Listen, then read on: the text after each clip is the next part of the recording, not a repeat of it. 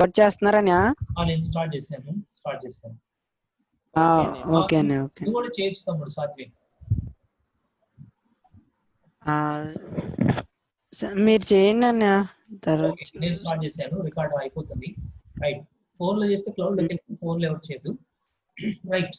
ఇది మనం battle field ని మనం బయట కనిపించిన ఈ యొక్క పోరాటాన్ని మనం ఎలా గెలవచ్చు అన్నది మనం ఇప్పుడు చూస్తుంటాం అన్నమాట. 1 minute.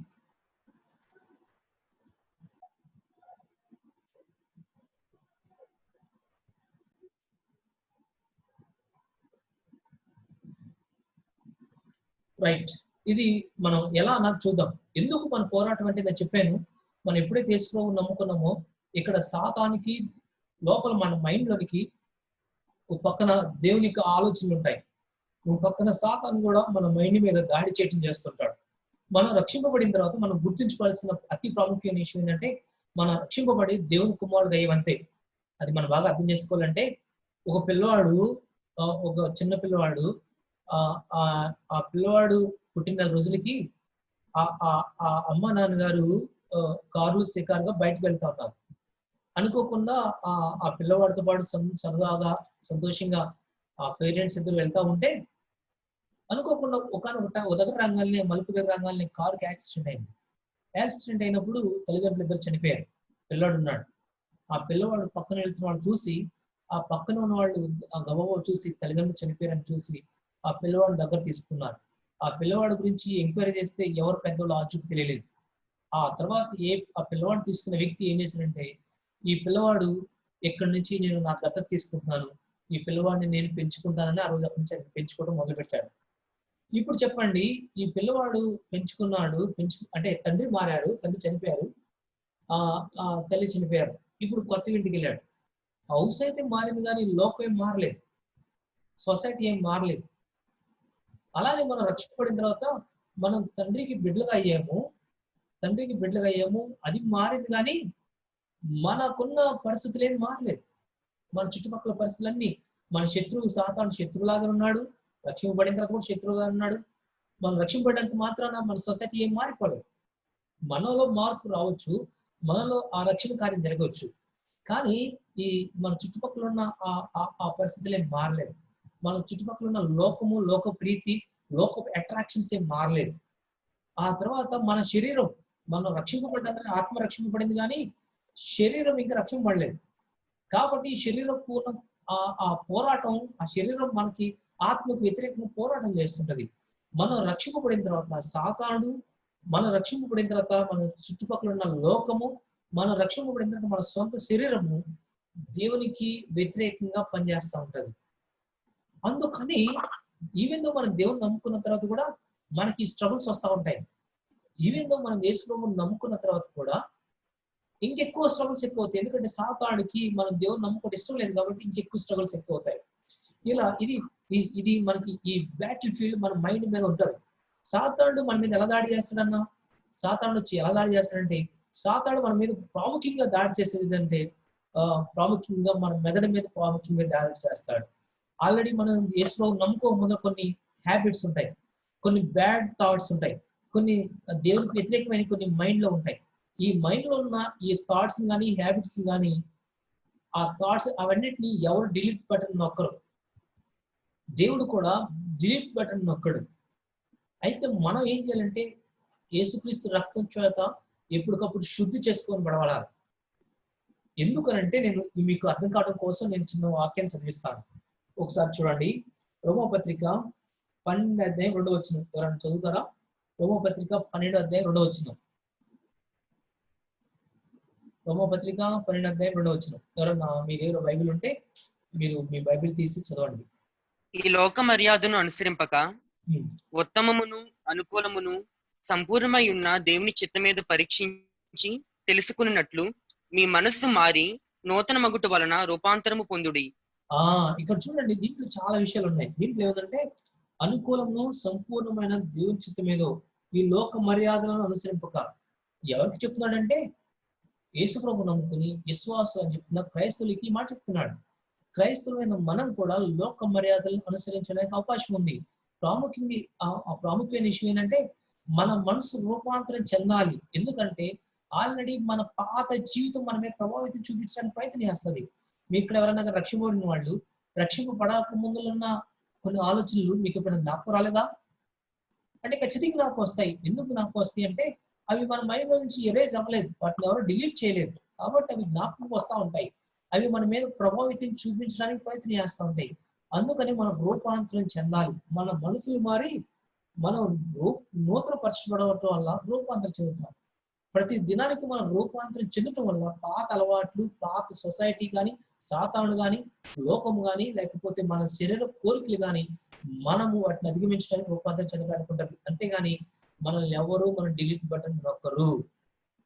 మనం దేవుని నమ్ముకున్న తర్వాత కూడా మన మీద లోకపు ఆశలు, లోకపు పోకడలు మన మీద పనిచేయడానికి చాలా అవకాశాలు ఉంటాయి. కాబట్టి మనం ఈరోజు ఇలాంటి అవకాశాలు మనకు ఉంటాయి. కాబట్టి ఈ బ్యాటిల్ ఫీల్డ్ లో మనం ఉన్నాం. అందుకని రోమపత్రిక 2:12 నేను మీకు చదువుతున్నాను, ఒకసారి చూడండి. నేను చదువుతున్నాను చూడండి.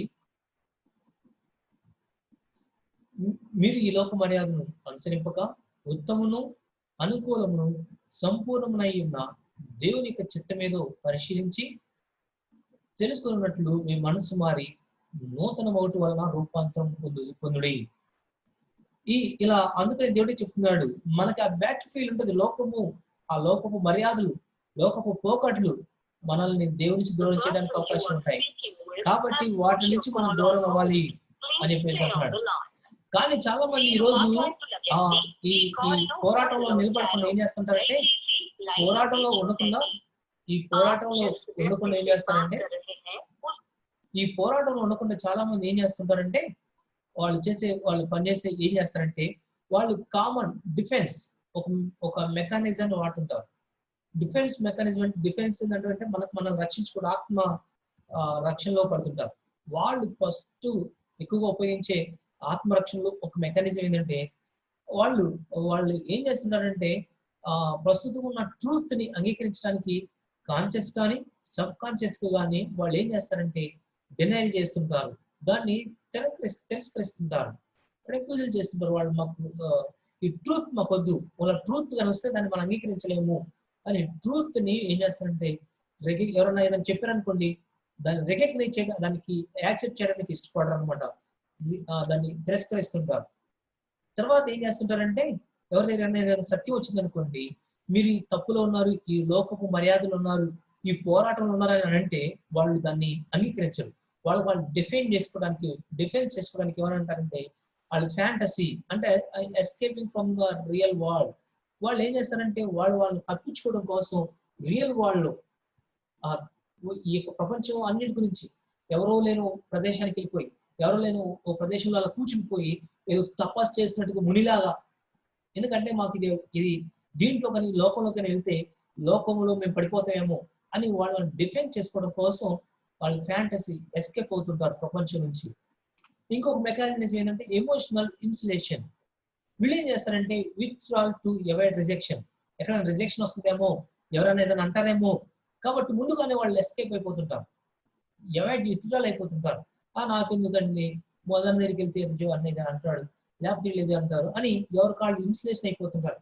ఈ రోజు బైబిల్ స్టడీకి వచ్చామనుకోండి, ఈ రోజు ఏదో చెప్తారేమో, చెప్తే నా గురించి ఎలా చెప్తారేమో, లేకపోతే ఏదో అవుతారేమో అని రిజెక్ట్ చేస్తుంటారు అనమాట. రైట్. అంతేకాకుండా రిగ్రెషన్.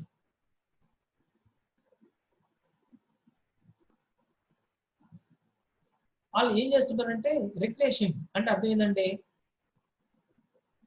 Settling time. అలా వాళ్ళు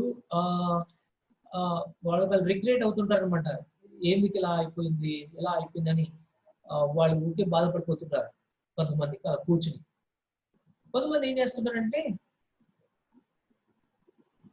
వేరే వాళ్ళ మీద చాలా ఎక్కువ బాధపడిపోతుంటారు, ఫ్రస్ట్రేట్ అయిపోతుంటారు. ఈ రోజు ఇలా అవడానికి కారణం వేరే వాళ్ళే, లేకపోతే నేను కరెక్టే, నువ్వెందుకు అలా అంటావని ఎదుటోళ్ళ మీద వాదించడానికి, నేను చేసినంత కరెక్టే, నువ్వే తప్పు అని ఎదుటోళ్ళని మీద ఎక్కువ బాధపడిపోతుంటారు, ఎమోషనల్ అయిపోతుంటారు. ప్రొజెక్షన్ అంటే అర్థం ఏంటంటే ఇతరులను బ్లేమ్ చేయటం. నీ ప్రాబ్లం మన ప్రాబ్లంని నాకు ఇలా అవడానికి కారణం ఇతరులు ఉన్నారు కాబట్టి, నేను ఈరోజు ఇలా ఉండడానికి కారణం ఇతరులు అనేది చేస్తాను కాబట్టి. ఇలా అని ఈ ఈ ఈ యొక్క డిఫెన్స్ మెథడ్ లో మనం ఏం చేస్తున్నామంటే చాలా సార్లు మనము ఆత్మీయమైన పోరాటంలో ఉన్నామని బయట చెప్పుకోకుండా ఏం చేస్తామంటే బయట దాన్ని సపరేట్ చేసి ఈ డిఫెన్స్ మెకానిజం వాడి అవసరమైతే ఎస్కేప్ అని వెళ్తాం, అవసరమైతే దేవుని సత్యాన్ని నొక్కి పెట్టేసి ఎస్ నేను అంత సూపర్గా ఉన్నాను, ఎవరన్నారు ఇది, నేను బాగున్నానని దేవుని వాక్యాన్ని సపరేట్ చేస్తానికి, లేకపోతే సబ్ కాన్షియస్ కానీ సబ్ కాన్షియస్ కానీ వ్యతిరేకించడానికి, దేవుని యొక్క సత్యాన్ని వ్యతిరేకించడానికి మనం ప్రయత్నం చేస్తుంటాం. ఇంకంతే చూసినట్లయితే మనము ఈ ప్రపంచం నుంచి వేరైపోయి ఎవరికి కలవకుండా ఐసోలేట్ అయిపోయి ఎవరికి నాకు సంబంధం లేనట్టు ఉంటాం. ఈ విధంగా మెకానిజం యూజ్ చేసుకుని మనం చాలాసార్లు మోసం చేసుకుంటాం. చాలా మంది బయటికి భలే పరిశుద్ధులా కనిపిస్తుంటారు, లోపల అంతరంగంలో అయ్యో వచ్చి నేను బయటికి కనిపించే వ్యక్తిని వేరు, నా అంతరంగంలో నా వ్యక్తి వేరు, నేనేనా ఎలాంటి బతుకుతుంది అని చాలా మొదలు పడిపోతుంటారు. కానీ బయటకు మాత్రం ఇలాంటి డిఫెన్స్ మెకానిజం వాడుతూ వాళ్ళు సమర్థించుకుంటారు. ఇది చాలా డేంజర్. ఇలాంటి డేంజరస్ సిచ్యువేషన్ ఉంటూ అన్నది అది చాలా అపాయకరం. బయటికి మనం అలా ఒక సిచ్యువేషన్ నుంచి తప్పించుకోవచ్చేమో కానీ దేవుడి దగ్గర నుంచి, దేవుని యొక్క పరిపక్వతలో నుంచి ఎదగడం అన్నది, దేవుని యొక్క పరిపక్వతలో మనం ఉండడం అన్నది అది అంత సులువైన పద్ధతి కాదు. మనకు ప్యూర్ బిహేవియర్ బట్టి ఎక్స్క్యూజెస్ మనం చేయడం ఇలాంటివి ఉంటాయి. అందుకని ఇక్కడ ఏముందో చూడండి. ఇక్కడ నేను కొరింథీయులకు రాసిన పత్రిక 2 కొరింథీయులకు రాసిన పత్రిక 10వ అధ్యాయం 4-5 వచనాలు చదువుతున్నాం. ఎవరైనా కానీ ఈ వచనాలు చదువుతారా? మీరు బైబిల్ తీసుకున్నా పర్లేదు, లేకపోతే స్క్రీన్ మీద కనిపిస్తుందా, స్క్రీన్ మీద కనిపించేనా మీరు చదివినా పర్లేదు. 2 కొరింథీయులకు మా యుద్ధోపకరణములు శరీర సంబంధమైనవి కావు గాని దేవుని ఎదుట దుర్గములను పడద్రోయ జాలనంత బలము గలవై ఉన్నవి. మేము వితర్కములను దేవుని గూర్చిన జ్ఞానమును అడ్డగించు ప్రతి ఆటంకమును పడద్రోసి ప్రతి ఆలోచనను క్రీస్తుకు లోబడినట్లు చెరపట్టి అది లోబర్చుమని మాట్లాడేది జస్ట్ మిస్ అయిపోయింది. ఇది చూసినట్లయితే ఇక్కడ రెండోది చాలా చాలా ఇంపార్టెంట్. మేము వితర్కములను దేవుని గురించిన జ్ఞానమును అడ్డగించు ప్రతి ఆటంకమును పడద్రోసి ఏం చేస్తాము, ఇక్కడ చాలా ఇంపార్టెంట్, ప్రతి ఆలోచనను క్రీస్తు అన్నమాట, క్రీస్తుకు లోబడినట్లు చెరపడుతున్నాము. మనం చేయాల్సింది ఏంటంటే డిఫెన్స్ మెథడ్ కాదు. మన మీద ఏ ఆలోచన ద్వారా అయితే మన మీద సాతాను దాడి చేస్తున్నాడో, లేకపోతే మన శరీరపు పాతపు కోరికలు, పాత అలవాట్లు మన మీద దాడి చేస్తున్నాయో, వాటన్నిటిని మనం ఏం చేయాలంటే క్రీస్తుకు లోపరచాలి. బైబిల్ ఏం చెప్తుందంటే మనం వాటిని లోపరచాలి.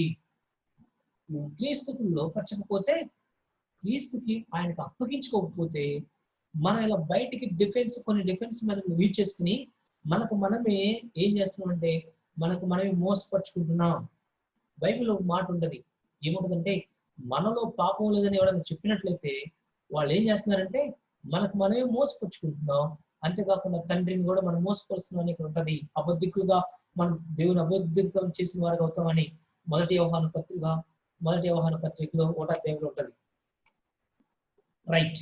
మనకి ఇందాక నేను చెప్పాను, మనకున్న ప్రాముఖ్యమైన శత్రువులు మన మన రక్షింపబడిన తర్వాత మనకున్న లోకం. రెండోది చూసినట్లయితే మన యొక్క సొంత శరీరం. అమ్మాయి అయితే అబ్బాయి పట్ల ఆశ కలిగి, అబ్బాయి అయితే అమ్మాయి పట్ల ఆశలు కలిగి, లేకపోతే ఒంటరిగా ఉన్నప్పుడు సినిమాలు చూడాలని, లేకపోతే అర్థమైన వాటి గురించి ఆలోచించాలని ఈ లోకపు ప్లస్ పాత అలవాట్లు మనకు ఉంటాయి. మూడోది చూసినట్లయితే సాతానుడు. నువ్వు ఎప్పుడైతే దేవుని బిడ్డ అయ్యావో, ఎప్పుడైతే దేవుని యొక్క ప్రేమను పొందుకుంటున్నావో, దేవుల్లో సౌఖ్యంగా ఎప్పుడైతే నువ్వు దేవుని యొక్క సంతోషాన్ని ఎప్పుడైతే ఎంజాయ్ చేస్తున్నావో, వాడికి ఇష్టం లేక వాడు ఏం చేయాలనుకుంటాడంటే వాడు నన్ను దేవుని దగ్గర బిడ్డలుగా ఉండకుండా మోసం చేయాలని చూస్తుంటాడు, దేవుని నుంచి దూరపరచాలని చూస్తుంటాడు. అందుకని ఇక్కడ ఈ మాట ఇక్కడ చూడండి, సాతానుడు ఏం చేస్తున్నాడు ఇక్కడ రాత్రికి చూడండి. సాతానుడు ఏం చేస్తాడంటే ఇది మన దేవుని నివాసం ఎప్పుడైతే రక్షింపబడిన తర్వాత ఈ దేవుడు నివాసం చేయాల్సిన కోట, మన ఆలోచన అనే కోట, మన హృదయం అనే కోట. ఆ హృదయం అనే కోటలో యేసు ప్రభు మాత్రమే నివసించాలి. అయితే యేసు ప్రభు నివసించాల్సిన ఈ కోటలోనికి అపవాది ఆలోచన ద్వారా బ్రిడ్జ్ వేస్తున్నాడు. ఇలా ఆలోచనని బ్రిడ్జిలేసి, ఆలోచననే లేకపోతే శోధనలు అలాగే టెంప్టేషన్స్ అనే ఆ ఆలోచనలు, చెడిపోయిన ఆలోచనలు ఇలా మన హృదయంలోనికి, మా ఆలోచనలోనికి వాడు అబద్ధాలు, వాడికి మోసాలు, వాడికి తప్పుడు ఆలోచనల ద్వారా మన మీదకి ఇలా బ్రిడ్జి వేసి వాడు రహదారి వేసుకుంటాడు. ఈ కోటలోనికి ప్రవేశించడం, దేవుడు నివాసించాల్సిన ఈ కోటలోనికి అపవాది ప్రవేశించడానికి సులువైన మార్గాలు వేసుకుంటుంటాడు. ఇది మనకు బయటకు కనిపించకపోవచ్చు, కానీ ఇది మన ఆధ్యాత్మిక జీవితంలో, ప్రతి క్రైస్తవుడి జీవితంలో, ప్రతి యేసుక్రీస్తు నమ్ముకున్న ప్రతి బిడ్డ విషయంలో జరిగే నిజమైన సత్యం. ఈ సత్యాన్ని ఎవరైనా యాక్సెప్ట్ చేయాల్సిందే. ఇది ఇలా కాదు, అలా కాదు అనడానికి ఇక్కడ లేదు. ప్రతి క్రైస్తవుడి యొక్క జీవితంలో, ప్రతి ఒక్క విశ్వాసి యొక్క దేవుని బిడ్డ జీవితంలో ఇలానే జరుగుతుంటది. వాడు చిన్న చిన్న స్టెప్గా చక్కగా మార్గాన్ని చిన్న చిన్న ఆలోచనలు వేస్తుంటాడు. నిజమేనా నువ్వు దేవుని బిడ్డవేనా? నిజమే నువ్వు రక్షింపడితే ఇలా పనిచేయచ్చా? నువ్వు రక్షింపడ్డబట్టి ఇలా ఉండొచ్చా? లేకపోతే అలా చూడు వంశాన్ని నా గురించి ఇది అంటున్నాడు, లేకపోతే వాళ్ళు చూడు నాకు ఇది అంటున్నాడు, లేకపోతే వాళ్ళు చూడు ఎలాంటి కారు ఉందో, నాకు ఎలాంటి కారు లేదు, నాకు వాళ్ళ ఫోన్ ఉంది, నాకు ఫోన్ లేదు, వాళ్ళు చూడు ఎలాంటి పరిస్థితుల్లో నేను ఇలాంటి మోసకరమైన ఆలోచనలు మన హృదయంలో పెడతాడు. సాతానుడు మనల్ని మోసపరుస్తాడు, ఆలోచనలు పెడతాడు. ఇక్కడ చూడండి, ఈమె చూడండి, ఇక్కడ చూడండి సాతానుడు ఏం చేస్తున్నాడు. చూడండి, ఆలోచనల ద్వారా ఊరుతున్నాడు. మనకి మనం స్పిరిచువల్ బీయింగ్ కాబట్టి మనము మనకి శరీరము, ప్రాణము, ఆత్మ మూడు ఉన్నాయి. సాతానుడు మన శరీర రూపం వచ్చి మనతో మాట్లాడు. మన స్పిరిచువల్ బీయింగ్ కాబట్టి సాతాను కూడా స్పిరిచువల్ బీయింగ్ గానే, స్పిరిచువాలిటీ గానే మన మీద దాడి చేయడానికి ప్రయత్నం చేస్తుంటాడు. ఇక్కడ చూసినట్లయితే అపవాది చూడండి చెవులో ఊదుతున్నాడు. అపవాది చూడండి చెవులో ఆధ్యాత్మికంగా మనల్ని మన అంధకారం చేస్తున్నాడు. మన మనోనేత్ర గుడ్డితనం చేయడం కోసం, మనం మోసపరచడం కోసం ఆలోచనలు ఊదుతున్నాడు. ఖచ్చితంగా సాతానుడు ఏదో టైంలో నీ గురించి, నా గురించి కూడా ఇలాంటి ఆలోచనలు ఖచ్చితంగా విత్తుతూనే ఉంటాడు. అందుకని బీ కేర్ఫుల్. దేవుని బిడ్డలుగా మనం చాలా జాగ్రత్తగా ఉండాలి. అందుకని యాకోబు భక్తుడు ఏమంటాడంటే, ఇదిగోండి మన విరోధి అపవాది ఎవరిని మింగుదామని గర్జించు సింహాలని తిరుగుతున్నాడు. Excuse me. సాతానుడు ఏం చేస్తాడంటే, నిన్ను నన్ను మింగడం కోసం, నిన్ను నన్ను మోసం చేయడం కోసం, ఇలా నిన్ను నన్ను ఆలోచనల ద్వారా, తలంపుల ద్వారా మోసం చేయడం కోసం ఇలా ప్రయత్నాలు చేస్తున్నాడు. నేను కొన్ని ఎగ్జాంపుల్ చెప్తున్నాను. బైబిల్లో కూడా కొంతమందిని మోసం చేసి, ఆ మోసం చేయడం బట్టి వాళ్ళకి వచ్చిన లాసెస్ ఏంటో కూడా ఇక్కడ మనం చూస్తుంటాం. ఇక్కడ చూడండి, ఇక్కడ ఏం జరుగుతుందంటే, ఒక రాజుగారు ఉన్నారు. ఆ రాజుగారు గొర్రెలు కాసుకున్న ఆయన తీసుకెళ్ళిపోయి గొర్రెలు కాసుకునే వ్యక్తి నుంచి ఒక రాజుగా ఉంచుకున్నాడు. ఆ రాజు అంత అయిపోయిన తర్వాత రాజ్యం అన్నిటి మీద, అన్ని రాజ్యాల మీద విజయం పొందుకున్న తర్వాత, ఎస్ ఈ ప్రపంచ దేశాల మీద నాకు దేవుడు ఒక మంచి పట్టు ఇచ్చాడని తెలిసిన తర్వాత అపవాది మెల్లిగా ఏం చేశాడో చూద్దాం. అంత మంచి విజయశీలి ఎక్కడికి వెళ్ళినా తనకు విజయం వస్తుంది. అంతేకాదు ఆయన దేవునికి హృదయానుసారుడు. ఆయన నిజంగా ఆయన లాంటి భక్తిపరుడు ఇంకెవరున్నాడు. అలాంటి దేవుని హృదయానుసారైన వ్యక్తులకి సాతానుడు ఏం చేశాడో ఒకసారి చూడండి. ఇక్కడ నేను రెఫరెన్స్ రాశాను, రెఫరెన్స్ మిస్ అయిపోయినట్టుంది. ఒకసారి ఆ రెఫరెన్స్ నేను చెప్తాను. ఎవరన్నా ఒకసారి ఎవరన్నా మీ బైబిల్ ఉంటే మీ బైబిల్ ఓపెన్ చేసి చూడండి. 2వ దినవృత్తాంతాల గ్రంథము 20వ అధ్యాయం 1వ వచనం. 2వ దినవృత్తాంతాల గ్రంథము, అక్కడ రెఫరెన్స్ మీకు కనిపిస్తుంది చూడండి. తమ్ముడు మీకు రెఫరెన్స్ కనిపిస్తుందా? దాని మీద ఉన్నది ఎవరన్నా కనిపిస్తుందంటే ఎస్ అన్న కనిపిస్తుందని చెప్పండి. కనిపిస్తుందని వర్క్ కనిపించట్లేదని అంటే కనిపిస్తుంది ఇప్పుడు. అక్కడ నేను రెఫరెన్స్ కూడా ఇచ్చాను, వాక్యం ఏం లేదు. చదవమ్మా. యెహోషాపాతు పితరులతో కూడా నిద్రించి, సారీ అన్న 1వ దినవృత్తాంతాలు తీసాను ఒకసారి. 1వ దినవృత్తాంతాలు తీయమ్మా. ఓకే అన్న. తరువాత సాతాను ఇశ్రాయేలునకు విరోధముగా లేచి ఇశ్రాయేలీయులను లెక్కించుటకు దావీదును ప్రేరేపింపగా. చాలు. Thank you Anand, thank you so much. ఇక్కడ చూసినట్లయితే సాతాను ఏం చేస్తాడంటే, ఇశ్రాయేలుకి వ్యతిరేకంగా లేచి ఎవరు ప్రేరేపిస్తున్నాడు? రాజునే ప్రేరేపిస్తున్నాడు. రాజు అసలు చూడండి, దేవుని హృదయానుసారమైన పేరు పొందుకున్న రాజు దావీదు సాతాని మాటలకు లోబడిపోయి మోసపోయి సాతాన్ ట్రాప్ లో పడిపోయి ఆయన చేసిన తప్పు చేయకూడని పని చేశాడు. అన్న జనాభా లెక్క ఏముంది, జనాభా లెక్క లేకపోతే సైనికుల లెక్క లెక్కేసుకుంటే తప్పే ఉంది అని అంటే, సైనికుల లెక్క లెక్కేయడం తప్పేం కాదు. కానీ అక్కడ ఏం జరుగుతుందంటే ఎంతమంది ఉన్నారు లెక్కేసుకుంటే, ఎస్ నాకు ఇంతమంది సైన్యం ఉన్నారు, నాకు ఎంతుందని దేవుని మీద ఆధారపడాల్సింది పోయి దావీదుకి ఏం జరుగుతుందంటే, దావీదు దేవుని మీద ఆధారపడాల్సింది పోయి ఎవరి మీద ఆధారపడతారంటే ఆయనకున్న సైన్యం మీద ఆధారపడుతుంటాడు. జనాభాలను లెక్కేసుకున్నప్పుడు, ఆయన సైన్యాన్ని లెక్కేసుకున్నప్పుడు సాతాను ఏం చేశాడంటే చాలా తెలివిగా ఏం చేశాడంటే, దావీదు దేవుని మీద ఆధారపడకుండా ఏం చేశాడంటే తను మెల్లిగా చిన్న ఆలోచన పుట్టించాడు. ఏమైనా ఆలోచన పుట్టించాడంటే, నువ్వు ఈ సైన్యాన్ని లెక్కించుకో అని చిన్న ఆలోచన పుట్టించాడు. ఆ ఆలోచన ఆ లెక్క చేయటం బట్టి ఒక్కసారి యుద్ధానికి వెళ్ళినప్పుడు దావీదు ఎంతమందిని కోల్పోయాడంటే, ఒకే ఒక రోజు యుద్ధంలో దాదాపు 70,000 మంది సైన్యాన్ని కోల్పోవాల్సి వచ్చింది.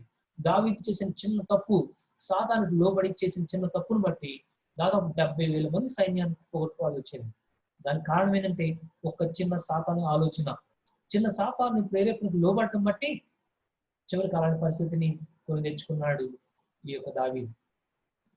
తమ్ముడు, నేను ఈ ఒత్తి మాటలు చెప్పట్లేదు.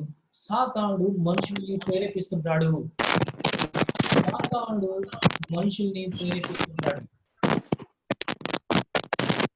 తమ్ముడు సాతానుడు మనుషుల్ని ప్రేరేపిస్తుంటాడు. ఓకే, ఇక చూసినట్లయితే రెండో ఎగ్జాంపుల్ చెప్తాను చూడండి. ఇక్కడ కనిపిస్తుంది కదా రిఫరెన్స్ ఒకసారి చూడండి. ఈ reference John 13 chapter 2nd verse. ఇక్కడ ఇమేజ్ చూసి ఏమైనా చెప్పగలరా? ఇది ఏమర్థమవుతుందో ఇక్కడ కనిపిస్తున్న ఇమేజ్ చూసి మీరు చెప్పగలరా? యూదా ఇస్కరియోతు ముద్దు పెట్టుకుని ఆయన అప్పగిస్తాడు అన్నయ్య. Yes, exactly. ఈ యూదా ఇస్కరియోతు యూదా యేసు ప్రభువుని అప్పగించడానికి కారణం ఏంటి అని చూస్తే యోహాను సువార్త 13:2 తీయండి. తండ్రి తన చేతికి సమస్తము అప్పగించిననియు తాను దేవుని వద్ద నుండి బయలుదేరి వచ్చిననియు దేవుని వద్దకు వెళ్ళవలసి ఉన్నదని యేసుకి అదేనన్నా? కాదు దానిపై వారు భోజనం చేయుచుండగా ఆయనను అప్పగింపవలనని సియోను కుమారుడగు ఇస్కరియోతు యోధా హృదయంలో అపవాది ఇంతకు ముందు ఆలోచన పుట్టించి ఉండెను గనుక. అంతకు ముందు ఏం చేశాడు అపవాది? ఏం చేశాడు? ఆలోచన పుట్టించాడు కాబట్టి ఏం చేస్తున్నాడంటే, అయిపోయిన వెంటనే రొట్టె తీసుకుని సాతాను తనలో ప్రవేశింప చేసుకుని ఆ కాలాన్ని చూడండి, నేను చదువుతున్నాను. అదే 13వ అధ్యాయము 27వ వచనంలో ఉంటుంది. ఒకసారి చూడండి. యోహాను సువార్త 13వ అధ్యాయము 27వ వచనం ఎవరైనా చదువుతారా? వాడు ఆ ముక్క పుచ్చుకొనగాని సాతాను వానిలో ప్రవేశించెను. వాడు ఆ ముక్క ముచ్చుకోవాలి. ఆ వాడంటే ఎవరండి ఇక్కడ? వాడంటే ఇస్కరియోతు యూదా. ఏం చేసింది? ఆ మొక్కను పుచ్చుకోగానే ఏం చేసిందంటే, పుచ్చుకోగానే వాడిలో సాతాను ప్రవేశించింది. సాతానికి ఇస్కరియోతు యూదా ఫస్ట్ ఆలోచన వర్గించాడు. ఆలోచన వరకే కాకుండా సాతానికి ఎంతవరకు అవకాశం ఇచ్చాడంటే, ఆ సాతాన్ని చివరికి తనలో దూరే విధంగా, తనలో ప్రవేశించే విధంగా ఇస్కరియోతు అవకాశం ఇచ్చాడు. కాబట్టి ఇస్కరియోతు యూదాని సాతానుడు ఆ విధంగా వాడుకున్నాడు. తమ్ముళ్ళు, మనల్ని కూడా అలా వాడుకోవడానికి అవకాశం ఉంది. ఇంకొక ఎగ్జాంపుల్ చూడండి. ఇక్కడ ఎవరు కనిపిస్తున్నారు? ఈ ఎగ్జాంపుల్ బట్టి వాళ్ళు ఎవరో చెప్పండి. ఇమేజెస్ బట్టి వాళ్ళు ఎవరో చెప్పండి. అమ్మా, అననీయ సఫీరా. వాళ్ళని సాతాను ఎలా ప్రేరేపించాడు చెప్పండి? ఒక స్థలం అమ్మి ఫస్ట్ ఇమేజ్ చూస్తే వాళ్ళకి స్థలం ఉంది, ఆ స్థలం అమ్మేద్దామని ఇద్దరు అనుకున్నారు. అమ్మేశారు. అమ్మేసి ఇక్కడ డబ్బులు తీసుకొచ్చారు. డబ్బులు తీసుకొచ్చి ఏం చేయాలనుకున్నారంటే దేవునికి సేవలు తీయాలనుకున్నారు. సేవలు తీయాలని ఆలోచన చేసి అననీయ ఏం చేస్తారంటే దేవునికి సేవకులు డబ్బులు ఇస్తా ఉంటాడు. అప్పుడు పేతురు ఎంతకే అమ్మేవని అడిగి అననీయ ఎందుకు దేవుణ్ణి మోసపరచాలని అపవాదిని హృదయాన్ని ప్రేరేపించాడు, ప్రోత్సహించాడు, ఆలోచన పుట్టించాడు అపవాది ఆలోచన నువ్వు ఎందుకు అలా మనసు పెట్టావని అనగానే ఆ మాట వినడం అప్పుడే చచ్చిపోయాడు. అలా చచ్చిపోయాడు. ఆ తర్వాత తీసుకెళ్ళిపోయి సమాధి చేసేసారు. ఇది చూసినట్లయితే ఈ ముగ్గురు 3 ఎగ్జాంపుల్ చాలా ఉన్నాయి ఎలాంటి ఎగ్జాంపుల్స్. కానీ అపవాది మనుషుల హృదయాల్లో ఆలోచన పుట్టిస్తాడు, థాట్స్ పుట్టిస్తాడు. అందుకని చాలా మంది తమ్ముళ్ళు అన్న నేను దేవుల్లో ఉండలేకపోతున్నాను, ఈ ఆలోచన నేను కంట్రోల్ చేసుకోలేకపోతున్నాను, నేను ఒక పక్కన దేవుళ్ళని ఉంటున్నాను, ఒక పక్కన సాతాను పెట్టి ఈ రెండింటి మధ్యలో నేను నలిగిపోతున్నాను, ఎవరికి చెప్పుకోలేకపోతున్నాను అన్న. కారణం ఏంటంటే తమ్ముళ్ళు అపవాది నిన్ను నన్ను శోధిస్తుంటాడు, ఆలోచనలు పెడుతుంటాడు.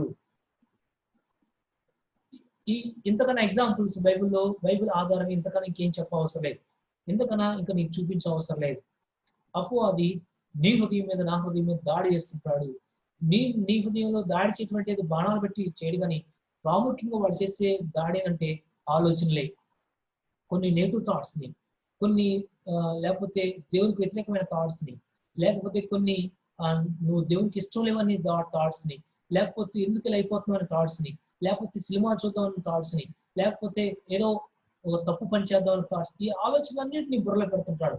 నీకు తప్పు చేసేటప్పుడు చాలా బాగుంటది, అలానే ఆ తప్పు చేయటం అలవాటైపోయిన తర్వాత కొంచెం బాధగా ఉన్నా కానీ స్లోగా అలా చేస్తుంటే అలవాటైపోతుంది. ఆ తప్పు చేసిన తర్వాత, ఆ తప్పు చేసి కొన్ని రోజులు అయిపోయిన తర్వాత, అలవాటైపోయిన తర్వాత కూర్చుని దాని నుంచి బయటపడదాం అంటే బయటపడలేక, అలవాటైపోయి దానిలో ఇరుక్కుపోయి బయటపడలేక దాంట్లోనే సతమతం అయిపోతూ బాధపడుతున్న అనేక మంది తమ్ముళ్ళు నాకు తెలుసు. దీనికి సాతాను మనల్ని ఎలాంటి ట్రాప్ లో తీసుకెళ్తాడనడానికి ఒక బెస్ట్ ఎగ్జాంపుల్ చెప్పొచ్చు. ఎలుగుబంటిని పట్టుకోవడానికి చాలా మంది ఏం చేస్తారంటే, ఒక షార్ప్ కత్తికి ఏం చేస్తారంటే, షార్ప్ కత్తిని తీసుకొచ్చి ఆ ఎలుగుబంటి ఎక్కడైతే తిరుగుతుందో ఆ ఎలుగుబంటి తిరిగే ప్రదేశంలో ఏం చేస్తారంటే, ఆ షార్ప్ కత్తి మీద కొంత మాంసాన్ని తీసుకొచ్చి ఏదైనా దీన్ని కొంచెం జంతువు మాంసాన్ని తీసుకొచ్చి దాని మీద అలా చుడతారనమాట. కత్తి కనిపించకుండా, ఆ కత్తికి మాంసాన్ని చుట్టి ఆ మాంసం మీద బ్లడ్, ఏదైనా జంతువు యొక్క బ్లడ్ అని పోస్తారు. ఆ బ్లడ్ వాసనకి ఎలుగుబంటి అక్కడికి వచ్చి, ఎలుగుబంటి ఏం చేస్తుంటే, ఆహా ఈరోజు నాకు మంచి ఆహారం దొరికిందని బాగా తన్మయం పొందుతూ హ్యాపీగా మాంసాన్ని తినడానికి అలవాటైపోతుంది. మాంసాన్ని తింటూ ఏం చేస్తుందంటే, ఆ మాంసం తింటున్నప్పుడు ఆ లోపల కత్తి బయటపడి, ఆ కత్తి తన నాలుగుకి, తన గొంతుకి, తన నోటికి తెగి తన తెగిన ఆ గాయం నుంచి రక్తం కారుతా ఉంటే, తన రక్తం తను తాగుతున్నానన్న విషయం కూడా మర్చిపోయి అలా తాగుతూ ఒకనొక టైంలో ఆ రక్తం తాగుతున్న విషయం అర్థమైన తర్వాత అప్పటికే ఆ రక్తం తాగడానికి అలవాటైపోయి, ఆ రక్తం లేకపోతే బతకలేదన్నట్టుగా తన రక్తమే తను తాగుతూ చివరికి తన ఆ స్పృహ తప్పి పడిపోయే విధంగా ఎలుగుబంటి అయిపోతూ ఉంటది. అప్పుడు అది ఎలుగుబంటి ఎప్పుడైతే తన నీరసం అయిపోయి తన రక్తాన్ని అంతా తను తాగి తను అలా పడిపోతుందో, అప్పుడు ఎలుగుబంటి పట్టుకోవడానికి వచ్చిన ఆ వేటగాళ్ళు ఆ ఎలుగుబంటిని ఈజీగా తీసుకెళ్ళిపోతుంటారు. అప్పుడు అది కూడా ఎగ్జాక్ట్లీ నిన్ను నన్ను అలానే మోసం చేస్తుంటాడు. మనం పాపం చేసేటప్పుడు, మనం ఒంటరిగా ఉండి కొన్ని విషయాలు చేసేటప్పుడు మనం చాలా వావ్ సూపర్, అసలు ఎంత హ్యాపీగా ఉంది అన్న మనకు చాలా థ్రిల్లింగ్ గా ఉంటది. ఆ ఎలుగుబంటు ఆ మాంసం తినేటప్పుడు కూడా అబ్బా ఈరోజు పండగ అన్నట్టుగా ఉంటది. ఆ తర్వాత ఏమవుతుందంటే అది మన ప్రాణానికి మనతో అపాయం తీసుకొస్తున్న విషయం. నేను ఇదే విషయంలో ఇంకొక ఎగ్జాంపుల్ కూడా చెప్పాను. నేను ప్రాక్టికల్ ఎగ్జాంపుల్ చెప్తాను. నేను ఎంటెక్ జరిగే టైంలో ఎంటెక్ ప్రాజెక్ట్ సబ్మిట్ చేసుకోవడానికి అయిపోయిన తర్వాత కొంత గ్యాప్ వస్తే ఇంటికి వచ్చాను. అదే టైంలో ఒక తమ్ముడు నా దగ్గరికి వచ్చాడు. ఒక తమ్ముడు రెగ్యులర్ గా నాతో మాట్లాడుతుంటాడు. ఒక రోజు ఇంటికి వచ్చాడు. ఇంటికి వచ్చి అన్న చాలా బాధపడతాను, మీతో కొన్ని విషయాలు మాట్లాడాలన్నాడు. ఏం తమ్ముడు ఏంటనంటే, అన్న చిన్న విషయం చెప్పాలి. ఏం తమ్ముడు ఏమైంది అంటే, అన్న నేను మా ఇంటి దగ్గరలో ఒక అమ్మాయి ఉంది, ఆ అమ్మాయి చర్చికి కూడా వస్తుంది. చర్చికి వస్తే అమ్మాయి ఓ రోజు నన్ను విజయవాడ కాలేజీకి వెళ్దామంది. ఇద్దరం బండి మీద వెళ్ళాం. ఓ అమ్మాయి రమ్మంది, బండి మీద రమ్మందంటే అంతకన్నా కావాల్సింది నేనే బండి డ్రైవ్ చేసుకుని ఇద్దరం బండి మీద వెళ్ళిపోయాం. అసలుకి అలా మేమిద్దరం కలిసి ఎలా వెళ్తుంటే మాకు చూడడానికి నాకు ఎలా అనిపించింది అంటే, అక్కడ ఆ డేస్ లో అబ్బా అసలు గాల్లో తేలినట్టుంది, అసలు దిమ్మ తిరిగినట్లేదు, ఏదో అయిపోతున్నట్టు అయిపోతున్నట్టుగా అయిపోయింది అన్న. అసలు ఏదో గాల్లో తేలిపోతున్నట్టు అనిపించింది. కానీ కొన్ని రోజులు అయిపోయిన తర్వాత రియాలిటీస్ తెలిసిన తర్వాత ఆ అమ్మాయి బిహేవియర్ కానీ లేకపోతే ఆ పద్ధతి కానీ తెలిసిన తర్వాత నాకు నాకే అసహ్యం ఉంది. బయట మా చుట్టుపక్కల వాళ్ళందరూ తెలిసింది. అప్పటి వరకు నేను మంచి బిలీవర్ అని మా ఇంటి వాళ్ళందరూ అనుకున్నారు. ఇప్పుడు ఈ అమ్మాయి గురించి ఎప్పుడైతే నాకు పరిచయం అయిందో, ఎప్పుడైతే ఈ అమ్మాయితో తిరగడం అలవాటైందో స్టార్టింగ్ లో బాగా థ్రిల్లింగ్ అనిపించింది. ఇప్పుడు నా గురించి అందరికి బయట తెలియగానే అయ్యో నా గురించి ఇలా తెలిసిపోయిందని ఇలా అనుకుంటున్నారా, ఫలానా మంచి పిల్లాడు, ఈ పిల్లోడు చూడు ఈ అమ్మాయితో తిరుగుతున్నాడని తెలిసిన తర్వాత నేను దానిలోంచి బయట రాలేకపోతున్నాను. ఈవెన్ ఆ అమ్మాయి కూడా మంచి అమ్మాయి కాదన్న విషయం నాకు తెలిసింది. ఇప్పుడు నా ఆ అమ్మాయి యొక్క బానిసత్వం నుంచి నేను బయట రాలేకపోతున్నాను. ఒక పక్క నేను నా చర్చి విశ్వాసులు కూడా అయ్యో నా చర్చి ఒకప్పుడు నేను మంచి పిల్లోడిని, అందరికి మంచి మోడల్గా ఉండేవాడిని, ఇప్పుడు అందరు చూసారే పలానోడు చూడు ఈ రోజు ఎలా ఉన్నాడు అని నా గురించి కొంచెం నెగిటివ్ గా చెప్తుంటే ఆ ఆలోచించి చేస్తున్నప్పుడు నాకు చాలా బాధగా ఉందన్న. ఒకప్పుడు నేను మంచిగా ఉండేవాడిని, ఎందుకు ఇలా అయిపోయాను? ఆ చిన్న తప్పు చేయకుండా నేను నో అని చెప్పినట్లయితే, అప్పుడే నో అని చెప్పినట్లయితే నేను ఈ రోజు ఇంత స్ట్రగుల్ అయినవాడు కాదు కదా. అపవాది మనకి ఎలాంటి పండగ లాంటి మంచి ఎలుగుబంటికి మాంసాన్ని ఇచ్చినట్లుగానే మనకు కూడా కొన్ని ఎరలు వేస్తూ ఉంటాడు. మనకు కూడా కొన్ని సౌఖ్యాల లోకం అట్రాక్షన్స్ మనకు వేస్తుంటాడు. కొన్ని ఆలోచనలు మనకు పెడుతుంటాడు. అవి మనకి ఎవరు కనిపించలేదు, ఏముంది అన్నట్టు స్టార్ట్ అవుతుంది. చివరికి అది మనల్ని మన బానిసత్వంలో తీసుకెళ్ళిపోయి దానిలోంచి బయట రావడం చాలా కష్టం అవుతుంది. మన టైం అయిపోతుంది కాబట్టి ముందుకు వెళ్తాను. ఒకసారి నేను ఇక్కడ వాక్యం చదువుతున్నాను చూడండి. ఇక్కడ వాక్యం చదువుతున్నాను, ఎవరైనా చదవగలరా? లోకసువార్త 6:45 వచ్చిన స్క్రీన్ మీద నుంచి చదివినా పర్లేదు, లేకపోతే బైబిల్ నుంచి చేసినా పర్లేదు. ఎవరైనా అన్మ్యూట్ చేసుకుని లోకసువార్త 6:45 వచ్చిన. సజ్జనుడు తన హృదయమును మంచిదనంలో నుండి సద్విషయములను బయటకు తెచ్చును. దుర్జనమును చెడ్డ ధనదిలో నుండి దుర్యోషములను బయటకు తెచ్చును. హృదయమును నిండుయునండు దాన్ని బట్టి యోకాను నోరు మాట్లాడును. ఒకరి నోరు మాట్లాడను. ఎవరికి చదివింది ఎవరు అన్న? సందీప్ అన్న, మా ఫ్రెండ్. ప్రైజ్ పడుతుంది. థ్యాంక్ యూ తమ్మి, థ్యాంక్ యూ సో మచ్. ఇక్కడ చూసినట్లయితే ఇక్కడ ప్రాముఖ్యంగా ఇక్కడ ఈ విషయాన్ని కొంచెం అబ్జర్వ్ చేద్దాం. ఇక్కడ ఈ విషయం దేవుని వాక్యం చెప్తుందంటే, సజ్జనుడు తన హృదయమును మంచి ధననిధితో నింపుకొని సద్విషయములను బట్టి బయటికి తెచ్చును. దుర్జనుడైతే చెడ్డ ధననిధుల నుండి దుర్విషయములను బయట తెచ్చును. అంటే తన ధననిధి అంటే అర్థం ఏంటంటే, లేకపోతే చెడ్డ ధననిధి అంటే అర్థం ఏంటంటే, ధననిధి అంటే అర్థం ఏంటంటే హృదయం ధననిధితో నింపబడటం అంటే నిజంగా డబ్బు అని అర్థం కాదు. అక్కడ బైబిల్ ఈ విధంగా చెప్తున్న తర్వాత మాట్లాడుతున్నాను చూడండి. హృదయము నిండిన దానిని బట్టి ఒకరి నోరు మాట్లాడను. నీ హృదయంలోనికి ఏ ఆలోచన ద్వారా అయితే నువ్వు నింపుకుంటావో, నీ హృదయంలోనికి ఏ ధననిధి అయితే నువ్వు నింపుకుంటావో అలానే ఉంటది.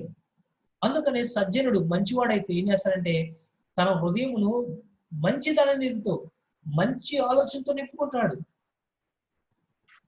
దుర్జనుడు అంటే అర్థం ఏంటంటే చెడ్డోడైతే ఏం చేస్తాడంటే చెడ్డ ధననిధితో తన హృదయాన్ని నింపుకుంటాడు. అయితే పాయింట్ ఏంటంటే ఇక్కడ నువ్వు నీ హృదయంలోనికి దేన్నైతే నింపుకుంటావో, నీ హృదయంలోనికి కంప్లీట్ గా దేన్నైతే నింపుకుంటావో నీ అవుట్కమ్ కూడా అదే వస్తుంది. నేను ప్రోగ్రామ్ ఏదైతే ఇస్తానో అవుట్పుట్ అదే వస్తుంది. నేను ఎవరి ప్రోగ్రామ్ సిస్టమ్కి నేను ఎవరి ప్రోగ్రామ్ అవుట్కమ్ రాదు. ఫర్ ఎగ్జాంపుల్, నేను మా వాటర్ ట్యాంక్ లోనికి నేను మంచినీళ్ళు కుళాయి నీళ్ళు ఎక్కించాను అనుకోండి, ఆ కుళాయి నీళ్ళే నేను తాగడానికి అవకాశం ఉంటుంది. అలా కాకుండా నేను చప్పటి నీళ్ళు ఉప్పు నీళ్ళుగానే నేను నా వాటర్ ట్యాంక్ ఎక్కించాను అనుకో, నేను నా వాటర్ ట్యాంక్ లో నుంచి నేను ఉప్పు నీళ్ళే నేను తాగుతాను.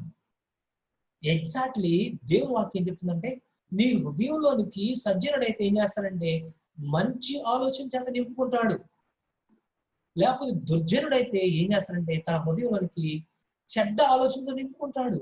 ఈరోజు నీ వ్యక్తిత్వం, ఈరోజు నీకు స్ట్రగుల్ ఉందంటే, లేకపోతే ఈరోజు నువ్వు ఇలా బిహేవ్ చేస్తానంటే నీ బ్యాక్గ్రౌండ్ లో ఏం జరుగుతుందంటే నీ హృదయం చేత, నీ హృదయం నిండా కంప్లీట్ నీ హృదయం నిండా దేంతో నింపుకుంటావు అంటే ఈ చండాల పైన చెత్తతో నింపుకుంటున్నావు. సాతాను వేసే ఆలోచనలు ట్రాప్ లో పడిపోయి ఆ ట్రాప్ లో పడిన దాని చేత నువ్వు నింపబడుతున్నావు కాబట్టి అంత స్ట్రగుల్ అవుతూ ఉన్నావు. కాబట్టి నువ్వు నీ హృదయం దేని చేత నింపబడుతుందో నీ బిహేవియర్ కూడా అలానే ఉంటుంది. తమ్ముళ్ళు, ఈరోజు నీ హృదయంలో దేని చేత నింపబడుతుంది? సాతాన్ ట్రాప్ లో ఆల్రెడీ పడిపోయి అన్నాను, ఆల్రెడీ నేను సాతాన్ ట్రాప్ లో పడిపోయాను. నా హృదయంలో నింపబడేదంతా ఈ యొక్క చెత్త చెడిపోయిన ఆలోచనలే. ఈ పూర్వం నేను రక్షింపబడక ముందు ఏ ఆలోచనలు అవుతున్నాయో ఆ ఆలోచనలు ఇంకా నన్ను ప్రభావితం చేస్తా ఉన్నాయి.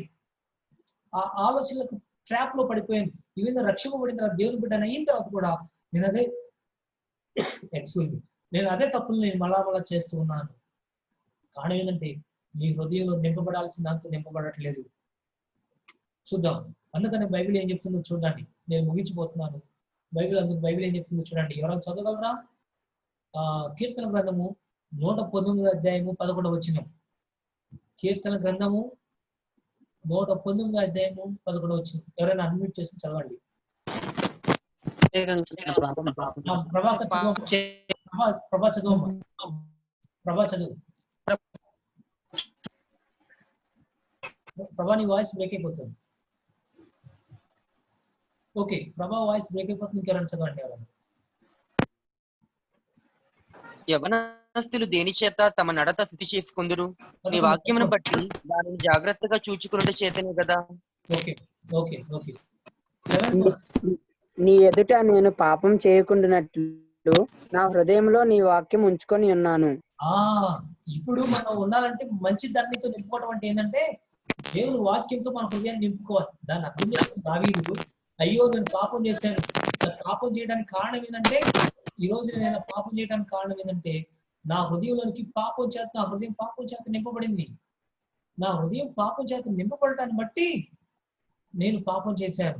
అయితే నేను పాపం చేయకుండా ఉండాలంటే, నేను నీకు వ్యతిరేకంగా నేను పాపం చేయకుండా ఉండాలంటే ఇప్పుడు నేను ఏం చేయాలంటే నేను నా హృదయంలోనికి, నా హృదయం అనే ధన నిధిలోనికి నేను ఏం చేయాలంటే మంచి ధన నిధిని, మంచి వాక్యాన్ని నేను పట్టుకోవాలి. తమ్ముళ్ళు, నేను మిమ్మల్ని సూటిగా ఒక ప్రశ్న అడుగుతున్నాను. రోజుకి ఎంతసేపు నువ్వు వాక్యం చదువుతున్నావు? రోజుకు 24 hours లో ఒక 8 hours లేకపోతే 10 hours నువ్వు స్లీపింగ్ కి తీసేసుకున్నావు. రిమైనింగ్ 10 hours నువ్వు స్లీపింగ్ తీసేస్తే రిమైనింగ్ 14 hours నీ హృదయం దేని చేత నింపబడుతుంది? నీ హృదయం మంచి ధన నిధితో నింపబడుతుందా, లేకపోతే అపవాదిక థాట్స్ తోను, అపవాదిక వేసే తంత్రాలకి అయిపోతుందా? ఇప్పటికే నీ హృదయం అనే కోటలోనికి దేవుడు నివాసించాల్సిన కోటలోనికి ఆల్రెడీ సాతాను వచ్చేసి టెస్ట్ చేసుకుని కూర్చున్నాడా? ఇప్పుడైనా ఆలోచించేద్దాం. ఇప్పుడైనా ఒకసారి మనం కేర్ఫుల్ గా ప్రయత్నం చేద్దాం. ఎంతసేపు వాక్యం చదువుతున్నా రోజులో? మనకు ఒక అర్ధగంట చదవగానే, అర్ధగంట క్వైట్ టైం తీసుకుని అబ్బో నేను ఈరోజు చాలా ఎక్కువ టైం చదివాను. అర్ధగంట కూడా ఎలా చదువుతామంటే ఏదో చదవాలి కాబట్టి పట్టుకొని చదివేసుకుని వెళ్ళిపోతున్నాం. ఈ 14 hours లో చాలా చాలా విషయాలు నీ బుర్రలోకి వెళ్తుంటే అంత ఇన్ఫర్మేషన్ వెళ్తున్నాయి దీంట్లోనికి. కొద్ది బైబుల్, ఒక హాఫ్ అన్ అవర్ మంచి మాటలు ఏమో కప్పురం ఏం సరిపోతుంటాయి? నిజంగా నువ్వు నేను తీర్మానం తీసుకోవాలి. మనం దీంట్లో ఎవరు అతిథులు కాదు. దీనికి ఇంకా షార్ట్ కట్ మెథడ్స్ ఏం లేవు. దేవుడు అందుకనే వాక్యం రాయించడానికి అనేక మంది ప్రాణాలు పెట్టడానికి దేవుడు ఇష్టపడ్డాడు. విలియం టెండెల్ని ఆయన ట్రాన్స్లేట్ చేస్తాడని తెలిస్తే ఇంగ్లాండ్ దేశం బాగా ఏం చేస్తారంటే అందరూ చూస్తుండగానే ఒక కొయ్యికి కట్టేసి, ఒక చెక్క కొయ్యికి కట్టేసి, ఆ స్తంభాన్ని కట్టేసిన తర్వాత అందరూ చూస్తుండగానే ఆయన మీద కట్టెలు పేర్చి ఆయన సజీవంగా కాల్చి చంపేశాడు. దేవుడు ఆయన భక్తులు అలా కాల్చబడుతుంటే, అగ్నిలో కాల్చబడుతుంటే దేవుడు చూస్తూ ఊరుకున్నాడు. ఎందుకోసం అంటే ఈరోజు ఆ బైబిల్ నీకు నాకు కావాలని. దేవుడు నువ్వు నేను ఆయన బిడ్డలుగా విజయవంతమైన జీవితం నువ్వు నేను జీవించాలని నీకోసం నా కోసం దేవుడు ఆ బైబిల్ని ఇవ్వడం కోసం అనేక మంది ప్రాణాలు అర్పిస్తున్నా కానీ ఇష్టపూర్వకంగా దేవుడు అప్పగిచ్చాడు. దేవుడు అనేక మంది త్యాగాల ద్వారా అనేక మంది జీవితాల యొక్క ఆ ద్వారా దేవుడు నీకు నాకు వాక్యం రాబడితే ఈరోజు ఆ వాక్యం పట్ల ఉన్న శ్రద్ధ ఎలాంటిది నీకు నాకు? నీ హృదయం నా హృదయం దేని చేత నింపబడుతుంది? దీనికి ఇంకెవరు చెప్పవసరం లేదు. నీకే తెలిసిపోతుంది. నీ హృదయం దేని చేత నింపబడుతుందో నువ్వు కూడా అలాంటి ట్రాప్ లో ఉన్నట్లే. నువ్వు బయట డిఫెన్స్ మీద ఉపయోగించుకుని నేను బయటికి బాగున్నానని చూపించుకున్నా, నువ్వు ఆల్రెడీ సాతాన్ ట్రాప్ లో పడ్డావు. కాబట్టి నీ హృదయం అంతా అపవాది కంట్రోల్లోకి వెళ్ళిపోయినట్లే. రైట్. నేను అంతేకాకుండా ఇంకో మాట చదివి నేను ముందుకు వెళ్ళిపోతాను. ఇక్కడ చూడండి, యేసు ప్రభు ఏమంటాడంటే వాక్యమే కాకుండా ఇంకో మాట కూడా ఉంది. ఎవరైనా చదువుతారా? మత్తయి సువార్త 26వ అధ్యాయం 41వ వచనం. చందు ఉన్నాడా? చందు ఉండి చందుని చదవమనండి.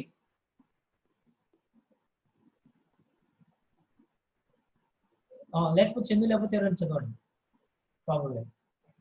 మీరు బైబిల్ ఓపెన్ చేసినా పర్లేదు, లేకపోతే స్క్రీన్ మీద చూసి చదివినా పర్లేదు. అమ్మ శోభిత చదువుతావమ్మా? ఆ వాయిస్ వినిపిస్తుందా? వినిపిస్తుందండి. అమ్మా శోభిత ఉన్నావా లైన్ లో? ఉంటే చదవమ్మా.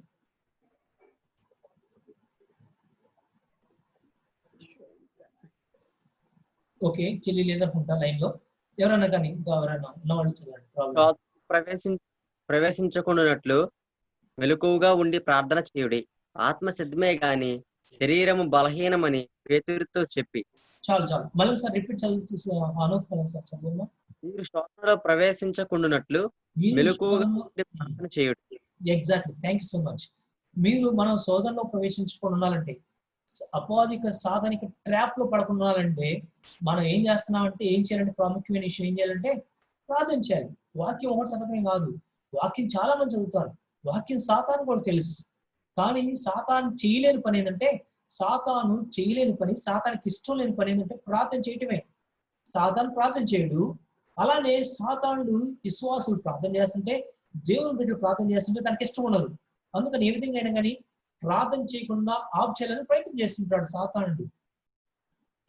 ఈరోజు యేసు ప్రభువు ఆయన పేతురులకు కానీ ఆయన చెప్తున్న మాట ఏంటంటే, నువ్వు నేను శోధనలోనికి, కష్టాలే కాదు ఈ యొక్క టెంప్టేషన్ లోనికి, శోధనలోనికి, చెడు ఆలోచనలోనికి వెళ్ళకుండా ఉన్నట్లు మనం చేయాల్సిన పని ఏంటంటే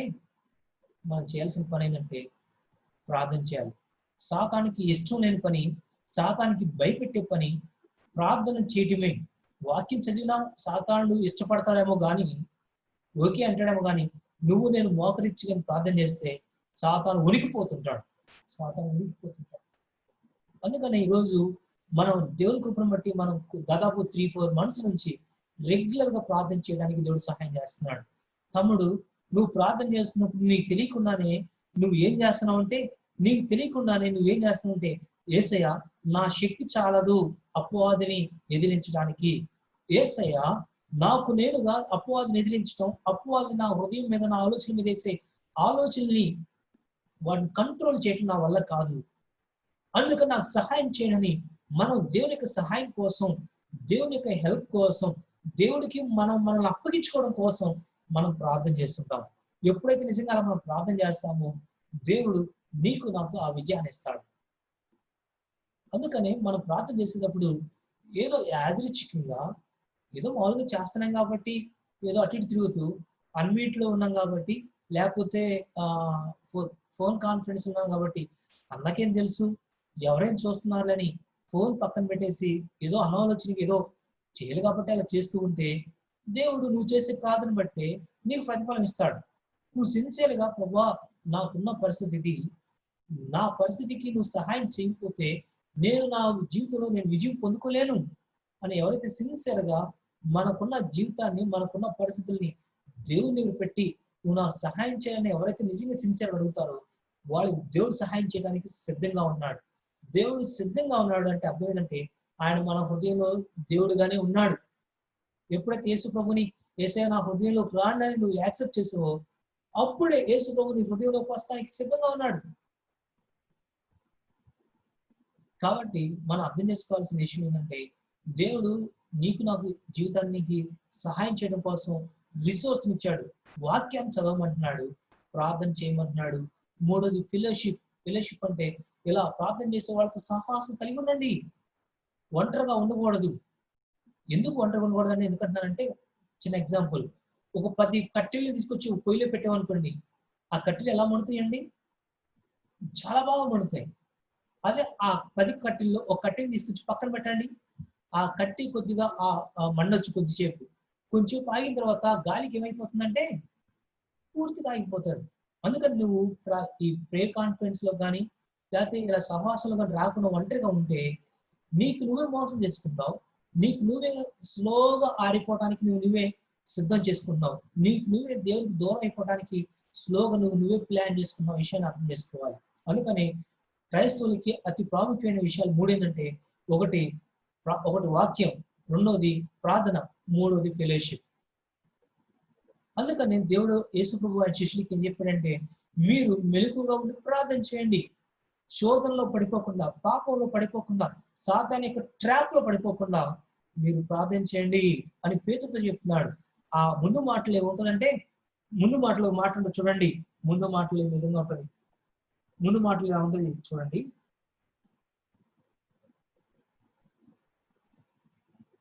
ముందు మాటలు నేను చదువుతున్నాను, ఆ మాటలు ఇలా ఉంటుంది.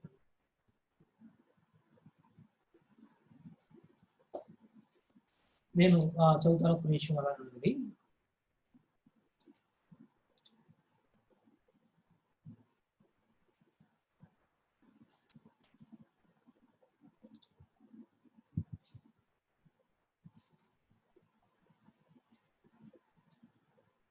అక్కడ పేతురు ఏమంటాడంటే, యేసయ్య నీ కోసం నేను చచ్చిపోవడానికైనా రెడీ, నా గురించి ఏమనుకుంటున్నారు అందరూ అంటే, నేను నీ కోసం చచ్చిపోవడానికైనా రెడీ అంటాడు.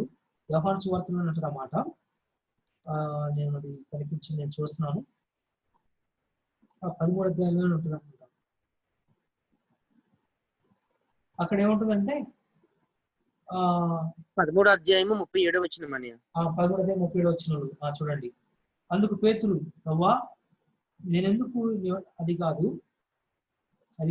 అక్కడ పేతురు సాతాను నిన్ను జల్లెళ్ళేసి జల్లించడానికి సిద్ధంగా ఉన్నాడు, నేను నీ విశ్వాసం తప్పిపోకుండా ఉండడం కోసం నేను నీ గురించి నేను తండ్రిని వేడుకున్నానని మంచి మాట ఉంటుంది. అక్కడ మాట ఎక్కడ ఉందంటే,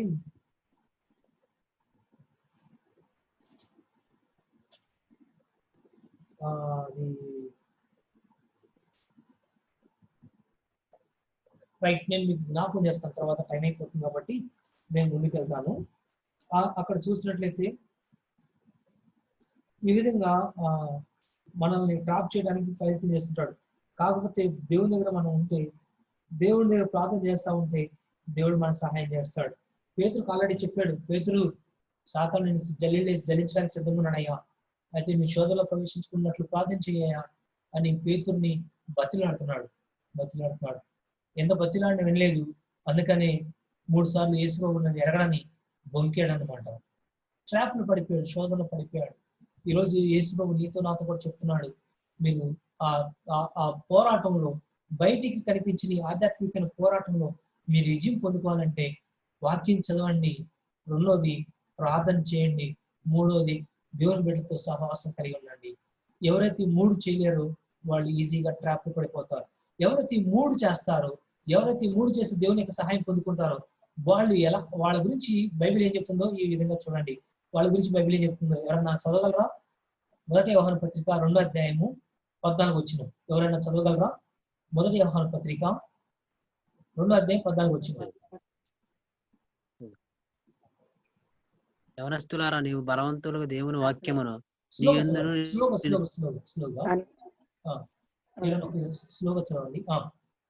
మీరు బలవంతులుగా దేవుని వాక్యము మీ అందు నిలుచుచున్నది, మీరు దుష్టుని జయించుచున్నారు గనుక మీకు వ్రాయుచున్నాను.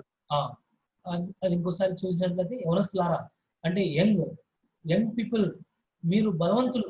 ఎందుకు బలవంతులు అంటే, మీరు ప్రార్థన ద్వారా, వాక్యం ద్వారా, ఫెలోషిప్ ద్వారా బలం పొందుకున్నారు.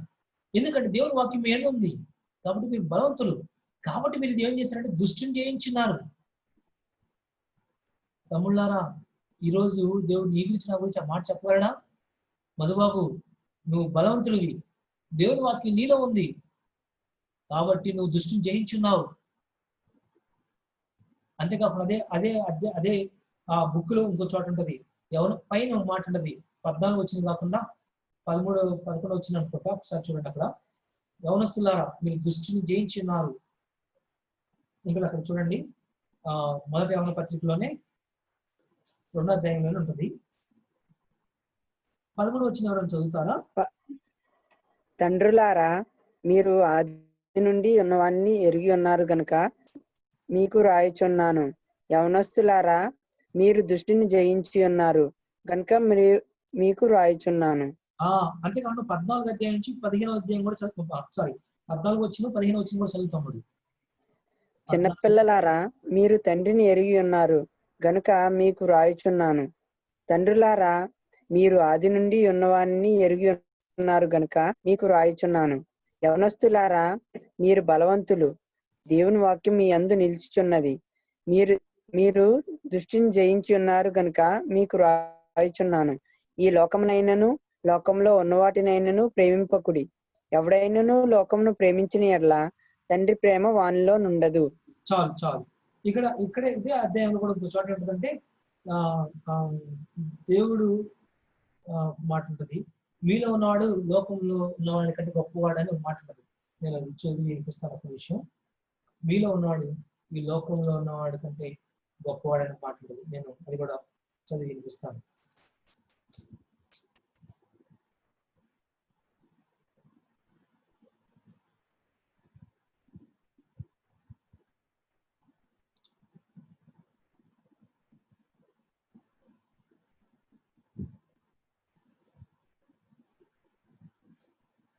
రైట్, అది ఎక్కడ ఉందన్నది నేను చూడండి.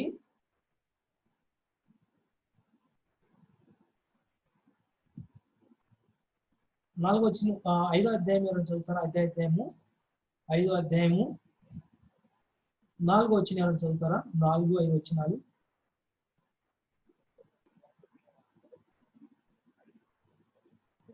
4వ వచనం. 5వ అధ్యాయం 4, 5 వచ్చినాలు. దేవుని మూలముగా పుట్టిన వారందరూ లోకమును జయించుదురు. లోకమును జయించిన విజయము మన విశ్వాసమే. యేసు దేవుని కుమారుడని నమ్మువాడు తప్ప లోకమును జయించేవాడు మరి ఎవడు? అంతేకాకుండా 4వ అధ్యాయము 4 వచ్చిన కూడా సార్ చదువమ్మా. 4వ అధ్యాయం 4 వచ్చిన. మీరు దేవుని సంబంధులు, మీలో ఉన్నవాడు లోకంలో ఉన్నవాని కంటే గొప్పవాడు గనుక మీరు వారిని జయించి ఉన్నారు. వారిని జయించున్నారంటే అర్థం ఏంటంటే అపవాదం జయించున్నారు. మీలో దేవుడు ఏం చెప్తాడంటే, ఆవిడ వాక్యం చెప్తుంటే మీలో ఉన్నవాడు లోకంలో ఉన్నవాడి కంటే లోకంలో ఉన్న సాతాను కంటే గొప్పవాడు కాబట్టి మీరు జయించిన వాడు జయించున్నారు. ఎప్పుడైతే దేవుని వాక్యాన్ని మన హృదయంలో పెట్టుకుంటామో, దేవుని యొక్క ప్రార్థన చేయటం ద్వారా ఎప్పుడైతే బలం పొందుతామో, ఎప్పుడైతే సహవాసంలో ఉంటామో, మనలో ఉన్న దేవుడు బలం కలిగిన అవకాశం ఇస్తాం కాబట్టి బలవంతుడైన దేవుడు మన పక్షంగా యుద్ధం చేస్తాడు. మన కలిగిన దేవుడు లోకంలో ఉన్న వాడికంటే గొప్ప బలం కలిగిన దేవుడు కాబట్టి నీకు నాకు విజయాన్ని ఇస్తాడు. చాలా మంది అన్నా నా వల్ల కావట్లేదన్నా, నేను ఉండలేకపోతున్నానన్నా, అంటే నేను ఉండలేను కాబట్టి నేను బాప్తిసం తీసుకోనన్నా, నేను ఉండలేను కాబట్టి నేను ప్రేరికి రానన్నా, నేను ఇలా ఉండలేను కాబట్టి నేను చేయలేనన్నా. చాలా మంది నువ్వు పాపి అని తెగ ప్రెస్ చేస్తుంటారు, తొక్కేస్తుంటారు, నొక్కేస్తుంటారు. బైబిల్ క్లియర్ గా చెప్తుంది, నేను యేసుక్రీస్తు నామమున విశ్వాసం ఉంచితే చాలు, విశ్వాసం ఉంచి ఆయన నోటికి నువ్వు ఒప్పుకుంటే చాలు, అంతకంటే గొప్పవాడు ఎవరు లేరు అని చెప్తుంది. అంతేకాదు, నువ్వు యేసు ప్రభు నమ్ముకున్నప్పుడే యేసు ప్రభు నీ హృదయంలోకి వచ్చి పాపం చేయకుండా ఈ సాతానిక ట్రాప్ లో పడకుండా నీకు విజయాన్ని ఇచ్చేవాడు, వీటన్నిటి మీద అధికారం ఇచ్చేవాడు యేసుక్రీస్తే. నీ కోసం యుద్ధం చేసేవాడు, నీ కోసం పోరాడేవాడు, మనలో ఉన్నవాడు గొప్పవాడైన పరాక్రమశాలైన యేసుక్రీస్తు నీ పక్షంగా నా పక్షంగా పోరాటానికి సిద్ధంగా ఉన్నాడు. ఎప్పుడు పోరాడతాడంటే వాక్యంలోను, ప్రార్థనలోను, సహవాసంలో ఎడతెగక ఆయనకు అవకాశం ఇచ్చి, ప్రభువా నాకు సహాయం చాలు, నా బలం చాలు, నా శక్తితో నేను నా సొంత బలంతో ఈ అపవాది నేను ఓడించలేను, నాకు నీ సహాయం కావాలి, దయచేసి నా సహాయం చేయడని ఎవరైతే సిన్సియర్ గా ప్రార్థన చేస్తారో, ఎవరైతే సిన్సియర్ గా దేవుని దగ్గర అడుగుతారో, ప్రార్థనలో ఎక్కువ టైం గడుపుతారో, ఉన్న విషయానంతా శోధన సాధారణ పెట్టే ప్రతి శోధనని, ప్రతి ఆలోచనని, అందుకని ప్రతి ఆలోచనని ఎవరికి అప్పచెప్పాలని ఉంది? కొరింథీ రాసిన పత్రిక, అది చదివి నేను క్లోజ్ చేస్తాను. కొరింథీ రాసిన పత్రికలో ఆ మాట చదివి, అందుకని బైబిల్ అపోస్తలుడైన పౌలు ఏమంటున్నాడంటే, అపోస్తలుడైన పౌలు ఏమంటున్నాడు చూడండి. 2 కొరింథీ రాసిన పత్రిక 10వ అధ్యాయము 3 నుంచి 5 వచనాలు. ఇది చదివి మనం క్లోజ్ చేసుకుందాం, టైం అయిపోతుంది. ఇది చదివి మనం క్లోజ్ చేసుకుందాం. మేము శరీరదారులమై నడుచుచున్నను శరీర ప్రకారము యుద్ధము చేయము, మా యుద్ధోపకరణములు శరీర సంబంధమైనవి కావు గాని దేవుని ఎదుట దుర్గములను పడద్రోయి చాలనంత బలము కలవై ఉన్నవి. మేము విపత్కాలములను దేవుని గూర్చిన జ్ఞానమును అడ్డగించు ప్రతి ఆటంకమును పడద్రోసి ప్రతి ఆలోచనను క్రీస్తుకు లోబడినట్లు చెరపట్టి చాలు చెరపడుతున్నాం అని అక్కడ ఉంది. ప్రతి ఆలోచన ఏం చేస్తున్నాం అంటే క్రీస్తుకి లోపరుస్తున్నాం. మనం పోరాడేది శరీరమైన ఆయుధాలతో కాదు, ఆత్మ సంబంధమైన ఆయుధాలతో మనం పోరాడుతున్నాం. కాబట్టి దేవుడు మనం చేయాల్సిన పని ఏంటంటే మన ఆలోచనని, ప్రతి తలంపులను క్రీస్తుకు లోపరుస్తున్నాము. తమ్ముడు, నీ ఆలోచనని, నీ తలంపులను క్రీస్తుకు అప్పగిస్తే, నువ్వు ఏ పోరాటం ఉన్నావో ఆ పోరాటం నీ దేవునికి అప్పగించి, యేసయ్య నాకు ఈ పోరాటం ఉంది, ఈ పాపం, ఈ ఆలోచనలు నన్ను లాగుతున్నాయి. ఆల్రెడీ సాతాను నువ్వు ఉండాల్సిన నీ ప్లేస్ లోకి, కోటలోనికి సాతాను వచ్చేసి టెస్ట్ వేసి కూర్చున్నాడు. వాడి మీద విజయం నువ్వు సహాయం చేస్తుంది మాత్రమే, నీ వలన మాత్రమే నాకు ఆ విజయం దొరుకుతుంది. ప్రభావ నా సహాయం చేయండి. నిజంగా నువ్వు నేను అలా ప్రార్థన చేయగలిగితే, నువ్వు నేను దేవుని అలా మొరపెట్టగలిగితే, దేవుడు ఖచ్చితంగా నీకు నాకు సహాయం చేయగలడు. ఆ విజయాన్ని ఖచ్చితంగా నీకు ఇవ్వగలడు. ఈరోజు మనకున్న ప్రాబ్లం ఏంటంటే, యవనస్తులు చేయలేదంటే ఏది చేయమని కష్టపడి ఏది చేయమని చేస్తారు. పరిచర్లు చర్చిలో ఏం చేయమంటే చేస్తారు. కానీ కూర్చుని 1 గంట ప్రార్థన చేయండి, 1 గంట వాక్యం చదవండి, చక్కగా ఫెలోషిప్ లో దేవుని యొక్క సహవాసం ఆనందించండి అంటే చాలా కష్టం.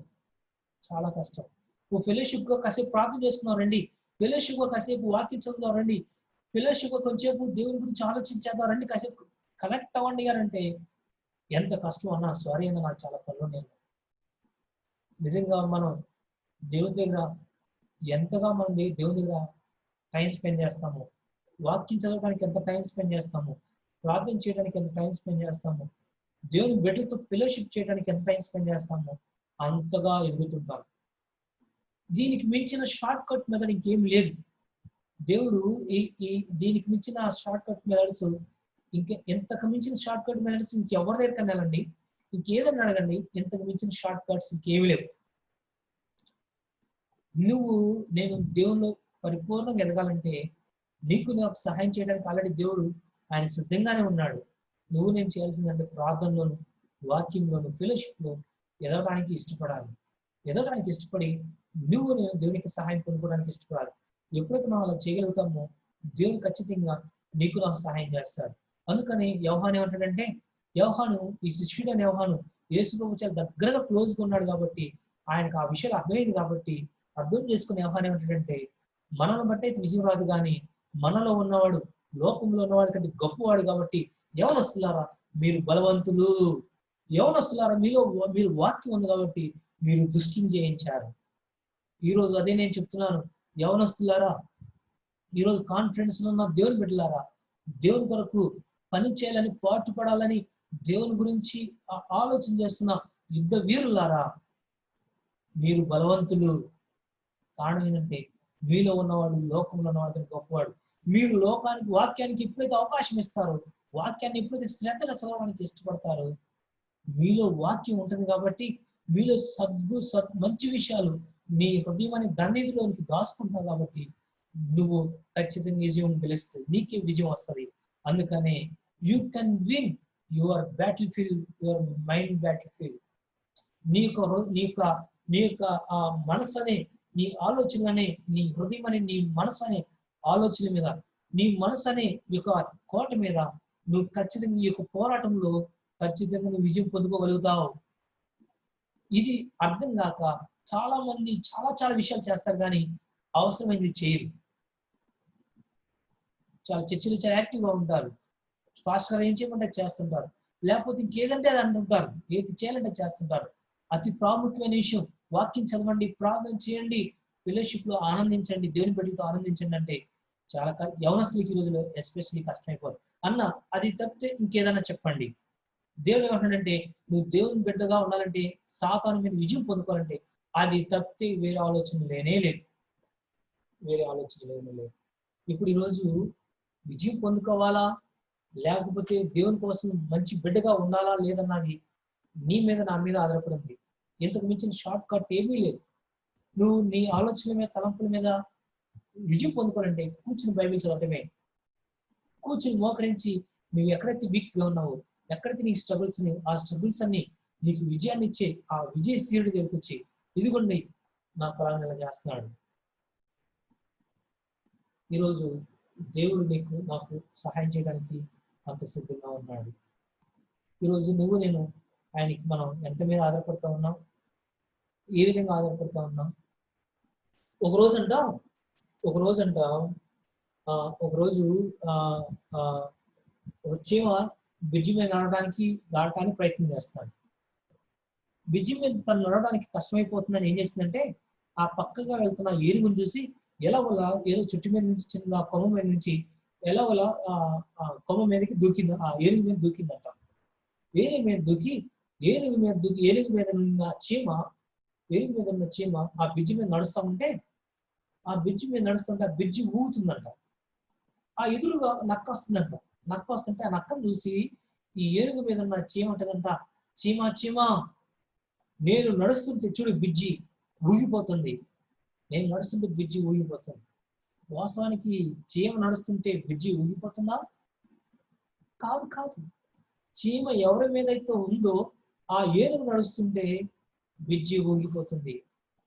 తమ్ముళ్ళారా, దేవుడు ఈ రోజున నీకు నాకు ఆయన శక్తినిచ్చి నిన్ను నన్ను బలపరచడానికి, నిన్ను నన్ను సమర్థులుగా చేయడానికి, నన్ను బట్టి ఈ పరిస్థితి ఉండదు. మనం చీమలాంటి వాళ్ళమే. కానీ లోకానికి చెప్పగలం, ఈ రోజు ఈ విజయం పొందుకున్నానంటే, ఈ రోజు ఈ స్థాయిలో ఉన్నానంటే, ఈ రోజు ఈ మాత్రం భక్తిగా నేను లోకాన్ని జయించి ఈ యవనస్తుల కోరికలన్నింటినీ నేను అధిగమించగలుగుతానంటే, నాకు బలం, ఈ ఏనుగుల బలాన్ని ఇవ్వగలిగిన దేవుడు నాలో ఉన్నాడు. ఆయన బట్టి నేను విజయాన్ని పొందుకోగలను. అందుకని నేను ఫస్ట్ లోనే మీకు పాట పాడించాను. నేను కావాలనే మీ ఇచ్చాక ఒక పాట పాడించాను. ఆ పాట ఏంటంటే, యుద్ధము యెహోవాదే, యుద్ధము యెహోవాదే. ఎస్, యుద్ధం యెహోవాదే. నువ్వు దేవుని దగ్గర నిలబడటానికి ఇష్టపడండి, ఆయన అధికారంలో ఉండి ఆయన మీద ఉండడానికి, ఆయనతో పాటు నడవడానికి నువ్వు ఇష్టపడితే ఆయన నీకు సహాయం చేయడానికి సిద్ధంగా ఉన్నాడు. మరి ఆయన రెడీ? ఆయన సహాయం పొందుకోవడానికి నువ్వు రెడీ? అలా నువ్వు నిజంగా రెడీగా ఉంటే ఉన్న చోటని అలానే త్వరలో ఉంచండి, వేరే ఆలోచించవద్దు. ఇప్పటి వరకు చాలా విషయాలు ఆలోచించుండొచ్చు. ఇప్పటి వరకు నువ్వు కాన్ఫిడెన్స్ ఉన్నావు కాబట్టి పక్కన తిరిగి ఏదో నువ్వు చేసి ఉండొచ్చు. అయితే దేవుడు నీతో మాట్లాడుతున్నాడు. దేవుడు నిన్ను బలపరచడానికి సిద్ధంగా ఉన్నాడు. ఆయన నిన్ను బలపరచడానికి సిద్ధంగా ఉన్నాడు. చిన్న ప్రార్థన చేసుకుందాం. ఇప్పటికే నీ అపవాది నీ మీద దాడి చేసి నీ హృదయం బాగా ఇబ్బంది పెట్టి ఉండొచ్చు. అయితే ఇప్పటికైనా కానీ యుద్ధాల్లో విజయాన్ని ఇవ్వలేన దేవుని వైపు చూసి ప్రార్థన చేసుకుందాం. ప్రభా అని చిన్న ప్రార్థన చేసుకుందాం. కళ్ళు మూసి వేరే ఆలోచనలు పెట్టుకోకుండా ప్రార్థన చేద్దాం. వేరే ఆలోచనలు పెట్టుకోవద్దు దయచేసి. వేరే విషయాలు ఏం చూడద్దు. వేరే ఏం కాకుండా ఒక్క 2-3 నిమిషాలు సిన్సియర్గా మనకి ఏ వీక్నెసెస్ అవుతున్నాయో, ఏ ఆలోచన చేత అయితే మనం పట్టబడుతున్నామో, ఏ ఆలోచనలు అయితే దేవుని యొక్క రక్షణ ఆనందాన్ని, దేవుని ఇచ్చే సంతోషాన్ని, సమాధానాన్ని మనం అనుభవించడానికి చేస్తున్నాడు, ఆ సాతానిక తంత్రాలని ఎదిరించడం కోసం, ప్రభా నాకైతే శక్తి లేదు, నా బలాన్ని ఇవ్వండి, ప్రభా నాకైతే ఈ కృపనివ్వండి. నిజంగా నీకు అది కావాల్సి వస్తే, నిజంగా నువ్వు సిన్సియర్గా నువ్వు అడిగితే ఆయన సహాయం చేయడానికి సిద్ధంగా ఉన్నాడు. ఆయన సహాయం చేయడానికి సిద్ధంగా ఉన్నాడు. మనసులో నేను ఒక్క నిమిషం నేను మౌనంగా ఉన్నప్పుడు నువ్వు మనసులో ప్రార్థన చేసుకుంటున్నాడు. నీ విషయాలన్నీ, నీకు ఏ విషయాలు అయితే జ్ఞాపకం వస్తున్నాయో, దేవునికి ఏ విషయాలు అయితే, ఏ సాతానిక తంత్రాలు, సాతాను ఇచ్చే ఆలోచన నిన్ను మోసం చేస్తున్నాయో అవి నేను గుర్తుకొస్తున్నట్లయితే వాటన్నిటిని దేవునికి అప్పగించుకుని, దేవా నాకు ఈ విషయాల్లో సహాయం చేయండి, నాకు ఈ పరిస్థితుల్లో నాకు సహాయం చేయండి, నేను ఆల్రెడీ సాతాను ట్రాప్లో ఉన్నానయ్యా, వాడి నుంచి నాకు విజయం కావాలయ్యా అని చిన్న ప్రార్థన చేసుకున్నా. ఉన్న చోటనే నేను మౌనంగా ఉంటాను. మీరు 2 నిమిషాలు బయటికి ప్రార్థన చేసుకోవసరం లేదు. మీ హృదయంలో ప్రార్థన ఆలకించగలిగిన దేవునికి, మీరు హృదయ ఆలోచనలు ఎడగలిగిన దేవునికి, మీ హృదయంలోనే మీ ఆలోచనలన్నింటినీ, మీ స్ట్రగుల్స్ అన్నింటినీ ఆయన చూద్దాం. ఇప్పటికే ప్రాబ్లం లేదు. ఒక్క నిమిషం మనం సిన్సియర్గా ఉందాం, ప్రార్థన చేసుకుందాం. సిన్సియర్గా ఒక్క నిమిషం ప్రార్థన చేద్దాం.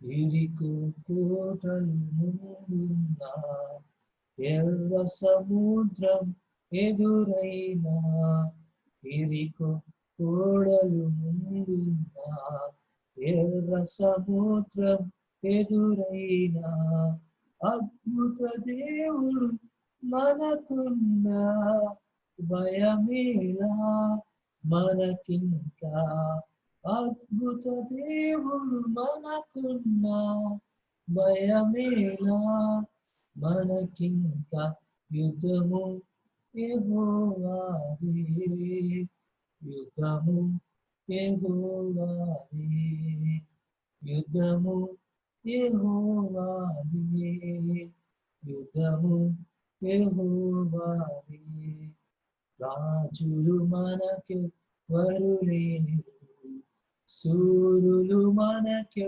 వరులేరు, సైన్యములకు అధిపతి అయినా యెహోవా మన అన్న, సైన్యములకు అధిపతి అయినా యెహోవా మన అన్న, యుద్ధము యెహోవాదే, యుద్ధము యెహోవాదే, వ్యాధులు మనలను పడద్రోసిన, బాధలు మనలను కృంగదీసిన, వ్యాధులు మనలను పడద్రోసిన, బాధలు మనలను కృంగదీసిన, విశ్వాసములకు కథ అయినా యేసయ్యా మన అన్న, విశ్వాసములకు కర్త అయినా యేసయ్యా మన అన్న, యుద్ధము యెహోవాదే, యుద్ధము యెహోవాదే, యుద్ధము యెహోవాదే, యుద్ధము యెహోవాదే. థ్యాంక్ యూ తమ్ముడు. మీరు నిజంగా సిన్సియర్గా ప్రార్థన చేసుకున్నట్లయితే మీకు చిన్న అవకాశం ఇస్తున్నాను. ఎవరైనా కానీ ఇప్పటివరకు నా ప్రార్థన గురించి ఆలస్యం చేయొద్దు.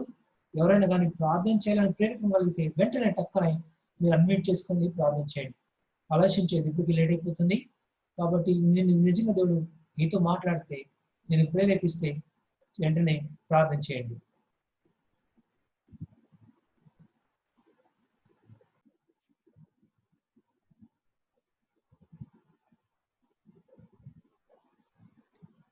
సమయం వృధా చేయొద్దు.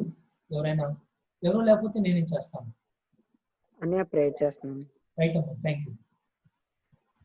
స్తుతి స్తుతి స్తుతి స్తుతి స్తోత్రం దేవా, ఘనమైన దేవ, గొప్ప రాజ, సర్వాధికారి, సర్వసృష్టికర్త, మీకు వేళ స్తోత్రం తండ్రి. తండ్రి, ఇప్పటి వరకు జరిగిన బైబిల్ స్టడీ అంతట్లో కూడా మీ కృపని కాపుదల నుంచి మీరు ఎంతగానో మహిమార్థకరంగా కూడా మాకు ఎన్నో విషయాలను తెలియపరిచి ఉన్నారు తండ్రి. తండ్రి, బైబిల్ స్టడీలో కూడా మేము సాతాను మనిషిని ఏ విధంగా ప్రభావితం చేస్తుందో, ఎంతో నమ్మకస్తుమైన దాసుల్ని ప్రభావితం చేసి ఉన్నది తండ్రి. తండ్రి, అటువంటిది మేము ఎంతో అల్పులం తండ్రి, లోకాశలకి ఇట్టే బానిసలు అయిపోతున్నాం తండ్రి. మమ్మల్ని జ్ఞాపకం చేసుకుని తండ్రి, లోకాశలకి, సోషల్ మీడియాకి, ఇంకా సమాజంలో ఉన్న ప్రేమలకి, ఇటువంటి ఎన్నో విషయాలకి మేము లోనైపోతున్నాం తండ్రి. వాటన్నిటి నుంచి కూడా మీరు తప్పిస్తారని నమ్ముచున్నాం తండ్రి. తండ్రి, మరి ముఖ్యంగా కూడా యుద్ధం యెహోవాదే అని మేము తెలుసుకొని ఉన్నాం తండ్రి. తండ్రి, మా దేవుడు అన్నిటికంటే గొప్ప దేవుడు అని సెలవిచ్చి ఉన్నారు తండ్రి. మీకు వేళ స్తోత్రములు తండ్రి. తండ్రి, మమ్మల్ని కూడా మీరు జ్ఞాపకం చేసుకుని తండ్రి. తండ్రి, మేము ఏ విధంగా అయితే మేము చెడు మార్గంలోకి వెళ్ళిపోతున్నాము, వాటన్నిటి గురించి మా బ్రదర్స్ కూడా వారి విన్నపాలు వినిపించుకున్నారు తండ్రి. తండ్రి, వారి సంఖ్యల నుంచి ఆ సాతాను చూపించే ఆ భయంకరమైన విషయాల నుంచి కూడా వారు లేవనెత్తినందుకు మీ కృపని కాపుదల నుంచి తండ్రి. ప్రతి ఒక్కరి పట్ల కూడా మీ ప్రత్యేక శ్రద్ధ, మీ కాపుదల ఉంచమని కోరుచున్నాం తండ్రి.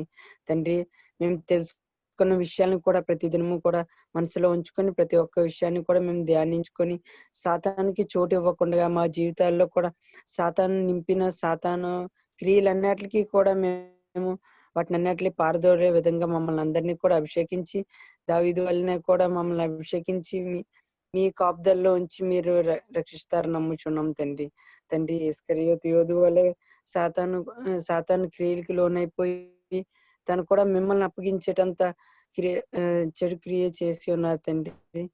అటువంటి భయంకరమైన ఎన్నో పాపాలు మా చేత చేయించి ఉన్న తండ్రి. సాతాన్ అనేది మా ఆలోచనలు, మా తలంపులని, ప్రతి ఒక్క విషయాన్ని కూడా అది మార్చేయుచున్న తండ్రి. మమ్మల్ని అపవిత్రులుగా చేయుచున్న తండ్రి. దాని నుంచి మేము తొలగిపోయేందుకు ఈ పరిశుద్ధాత్మ శక్తిని మా అందరి మీద కుమ్మరించి మాకు కావాల్సిన బలాన్ని, అలాగే పరిశుద్ధతలో ఉండడానికి నిలకడగా ఉండగలిగే బండరాయి మీద ఇల్లు కట్టుకొని నివసించగలిగే ఎందుకు మీ కృపని కాపుదలని కూడా ఉంచుతారని నమ్ముచు అవి కొద్ది ప్రార్థన మీ పాసం చేర్చుకొని ప్రతిఫలం దయచేయమని త్వరలో రానయ్యన్న యేసుక్రీస్తు నామం పేట వేడుకుంటున్నాం తండ్రి. ఆమేన్. చివరి ప్రార్థన చేసి క్లోజ్ చేసుకుందాం. కృపాసక్తి సంపూర్ణ మా పరలోక తండ్రి, ఇదిగో తండ్రి ఈ యొక్క రాత్రికాల సమయంలో ప్రభా నువ్వు ఎంత గొప్ప దేవుడో, మేము ప్రభా మేము ఎంత గొప్ప దేవుడు మేము కలిగి ఉన్నామో అది మేము జ్ఞాపకం చేసుకోవడానికి ప్రభా మేము చాలాసార్లు అది జ్ఞాపకం చేసుకోలేక ప్రభా మేము ఎలాంటి స్థితిలో ఉన్నామో, ఎలాంటి ట్రాప్లో ఉన్నామో చాలాసార్లు తెలుసుకోలేక ప్రభా మేము మమ్మల్ని చూసి మేము చాలాసార్లు కృంగిపోతున్న సమయాలు చాలా ఉన్నాయి. ప్రభా మేము మమ్మల్ని చూసి మేము కృంగిపోకుండా మా దేవుడు విజయాన్ని ఇవ్వలేని దేవుడు, మా పక్షంగా యుద్ధం చేసే దేవుడు మాకున్నాడని, యుద్ధం యెహోవాదే అని ప్రభా మేము ధైర్యంగా ప్రభా మేము ధైర్యంగా జీవించడానికి, పౌరుషంగా నీ కొరకు జీవించడానికి అట్టి కృపను మా అందరికీ అనుగ్రహించమని ప్రభా ఎలాంటి అవకాశం కోల్పోయినా మా తమ్ములను జ్ఞాపకం చేసుకోండి. నిశ్చితమైతే వారు మరొకసారి ఈ రికార్డు ద్వారానే కానీ లేకపోతే మరొకసారి మేము కలుసుకునైనా కానీ ప్రభా మేము బలం పొందుకోవడానికి మా నిజమైన స్థితిని మేము తెలుసుకొని ప్రభా మేము చేయాల్సింది మా బాధ్యతని తెలుసుకొని ప్రభా మేము పౌరుషం కలిగిన లోకం ఉన్నవారి కంటే గొప్ప దేవుని బిడ్డగా మేము లోకంలో మేము జీవించడానికి అట్టి కృపణ భాగ్యాన్ని మా అందరూ అనుగ్రహించుకొని ప్రాముఖ్యంగా ఎవరైతే వాక్యం విన్నారో మా తమ్ముళ్ళకి ఇక్కడి నుంచైనా కానీ నీ బిడ్డలుగా ధైర్యంగా సంతోషంగా ప్రభా అపవాది తంత్రాలను గుర్తిరిగి వాటి తంత్రాలని ఎదిరిస్తూ తప్పించుకుంటూ నీకు బిడ్డలుగా నీకు మహిమ తీసుకొచ్చి బిడ్డలుగా మేము అందరం జీవించడానికి మా అందరి కృప అని దాన్ని అనుగ్రహించి మీరు మహిమ తెచ్చుకున్నాం వేడుకుంటూ నారాయణ యేసు శ్రేష్టమైన నామంలో అడుగుకుంటాం మా పరలోక తండ్రి. ఆమేన్. ఇప్పుడు మన తండ్రి అయిన ప్రేమయు కుమారుడైన యేసుక్రీస్తు కృపయు పరిశుద్ధాత్మక సాహసం ఎంతమంది అయితే ఫోన్ ద్వారా ఈ జూమ్ ద్వారా కనెక్ట్ అయ్యి ఉన్నారు మా అందరికీ, అలానే రాలేక వెనకబడిన మా తమ్ముళ్ళందరికీ ఆయన సన్నిధి కాపుదల అనుగ్రహించి మా దేవుడి యుద్ధాన్ని చేయగలిగిన దేవుడు, యుద్ధం యెహోవాదని మేము అలాంటి ధైర్యంగా అపవాదిని ఎదిరించి నీ బిడ్డగా జీవించడానికి సహాయం చేయమని వేడుకుంటూ ఇట్టి కృపను అనుగ్రహించడానికి మీకు వందనాలు చేస్తున్నాము పరలోక తండ్రి. ఆమేన్. ఆమేన్. థాంక్యూ అన్నయ్య. థ్యాంక్ యూ సో మచ్ తమ్ముడు. ఇప్పుడు మేము వీడియో ఆన్ చేసుకోవచ్చు చక్కగా, కొంత ఫెలోషిప్ టైం లాగా మనకు చేయండి. సంతోష్ ఏమన్నా సంతోషేనా? ఏం పేరు? Sandeep. Hi brother Sandeep, how are you? బాగున్నావా? నీ గురించి హానోక్ చెప్తుంటాడు, ప్రార్థన చేస్తున్నాం మేము ప్రతిరోజు. నువ్వు కూడా ప్రార్థనలో ఏకీభవించాలంటే మాతో పాటు టైం చక్కగా రావచ్చు. నైట్ ఏ టైం 8 నుంచి 9:30 వరకు అవుతుంటుంది. హ్యాపీగా 1 అవర్ కూడా స్పెండ్ చేయొచ్చు. ప్రభా తమ్ముడు, ప్రభు ఏం పేరు? దుర్గాప్రసాద్ తమ్ముడు, థ్యాంక్ యూ సో మచ్. నీ వాల్యుబుల్ టైం చక్కగా మాతో స్పెండ్ చేసావు. దేవుడు నేను రాను దినాలు చక్కగా ఆశీర్వదిస్తాడు. దేవుని చేత అయితే రండి చక్కగా ప్రతి వారం బైబిల్ స్టడీకి, తర్వాత మనం ఈ చక్కగా బైబిల్ స్టడీస్ కూడా ఈ ప్రేయర్స్ కూడా రండి. ప్రభావం చక్కగా వస్తుంది. మా శోభిత చక్కగా నువ్వు లైన్ లో ఉన్నావు అనుకుంటున్నాను. చక్కగా గాల్స్ కూడా ఇలానే జరుగుతుంది. మీరు చక్కగా గాల్స్ కూడా మీరు అటెండ్ అవ్వచ్చు. రైట్? అన్నిటి బట్టి సంతోషిస్తున్నాను. చెల్లి శోభిత కూడా బట్టి సంతోషంగా ఉంది. చక్కగా ఓపికగా చాలా ఎక్కువ టైం అయినా కానీ చాలా చక్కగా లైన్ లో ఉన్నారు. తమిళ కూడా ఇంకా 4 కాన్ఫరెన్స్ కాల్లో 4 ఉన్నారు. మొత్తం చాలా చక్కగా సంతోషకరం. ఇలాంటి మంచి శ్రేష్టమైన సమయం దేవుడు మనకి ఇచ్చాడు.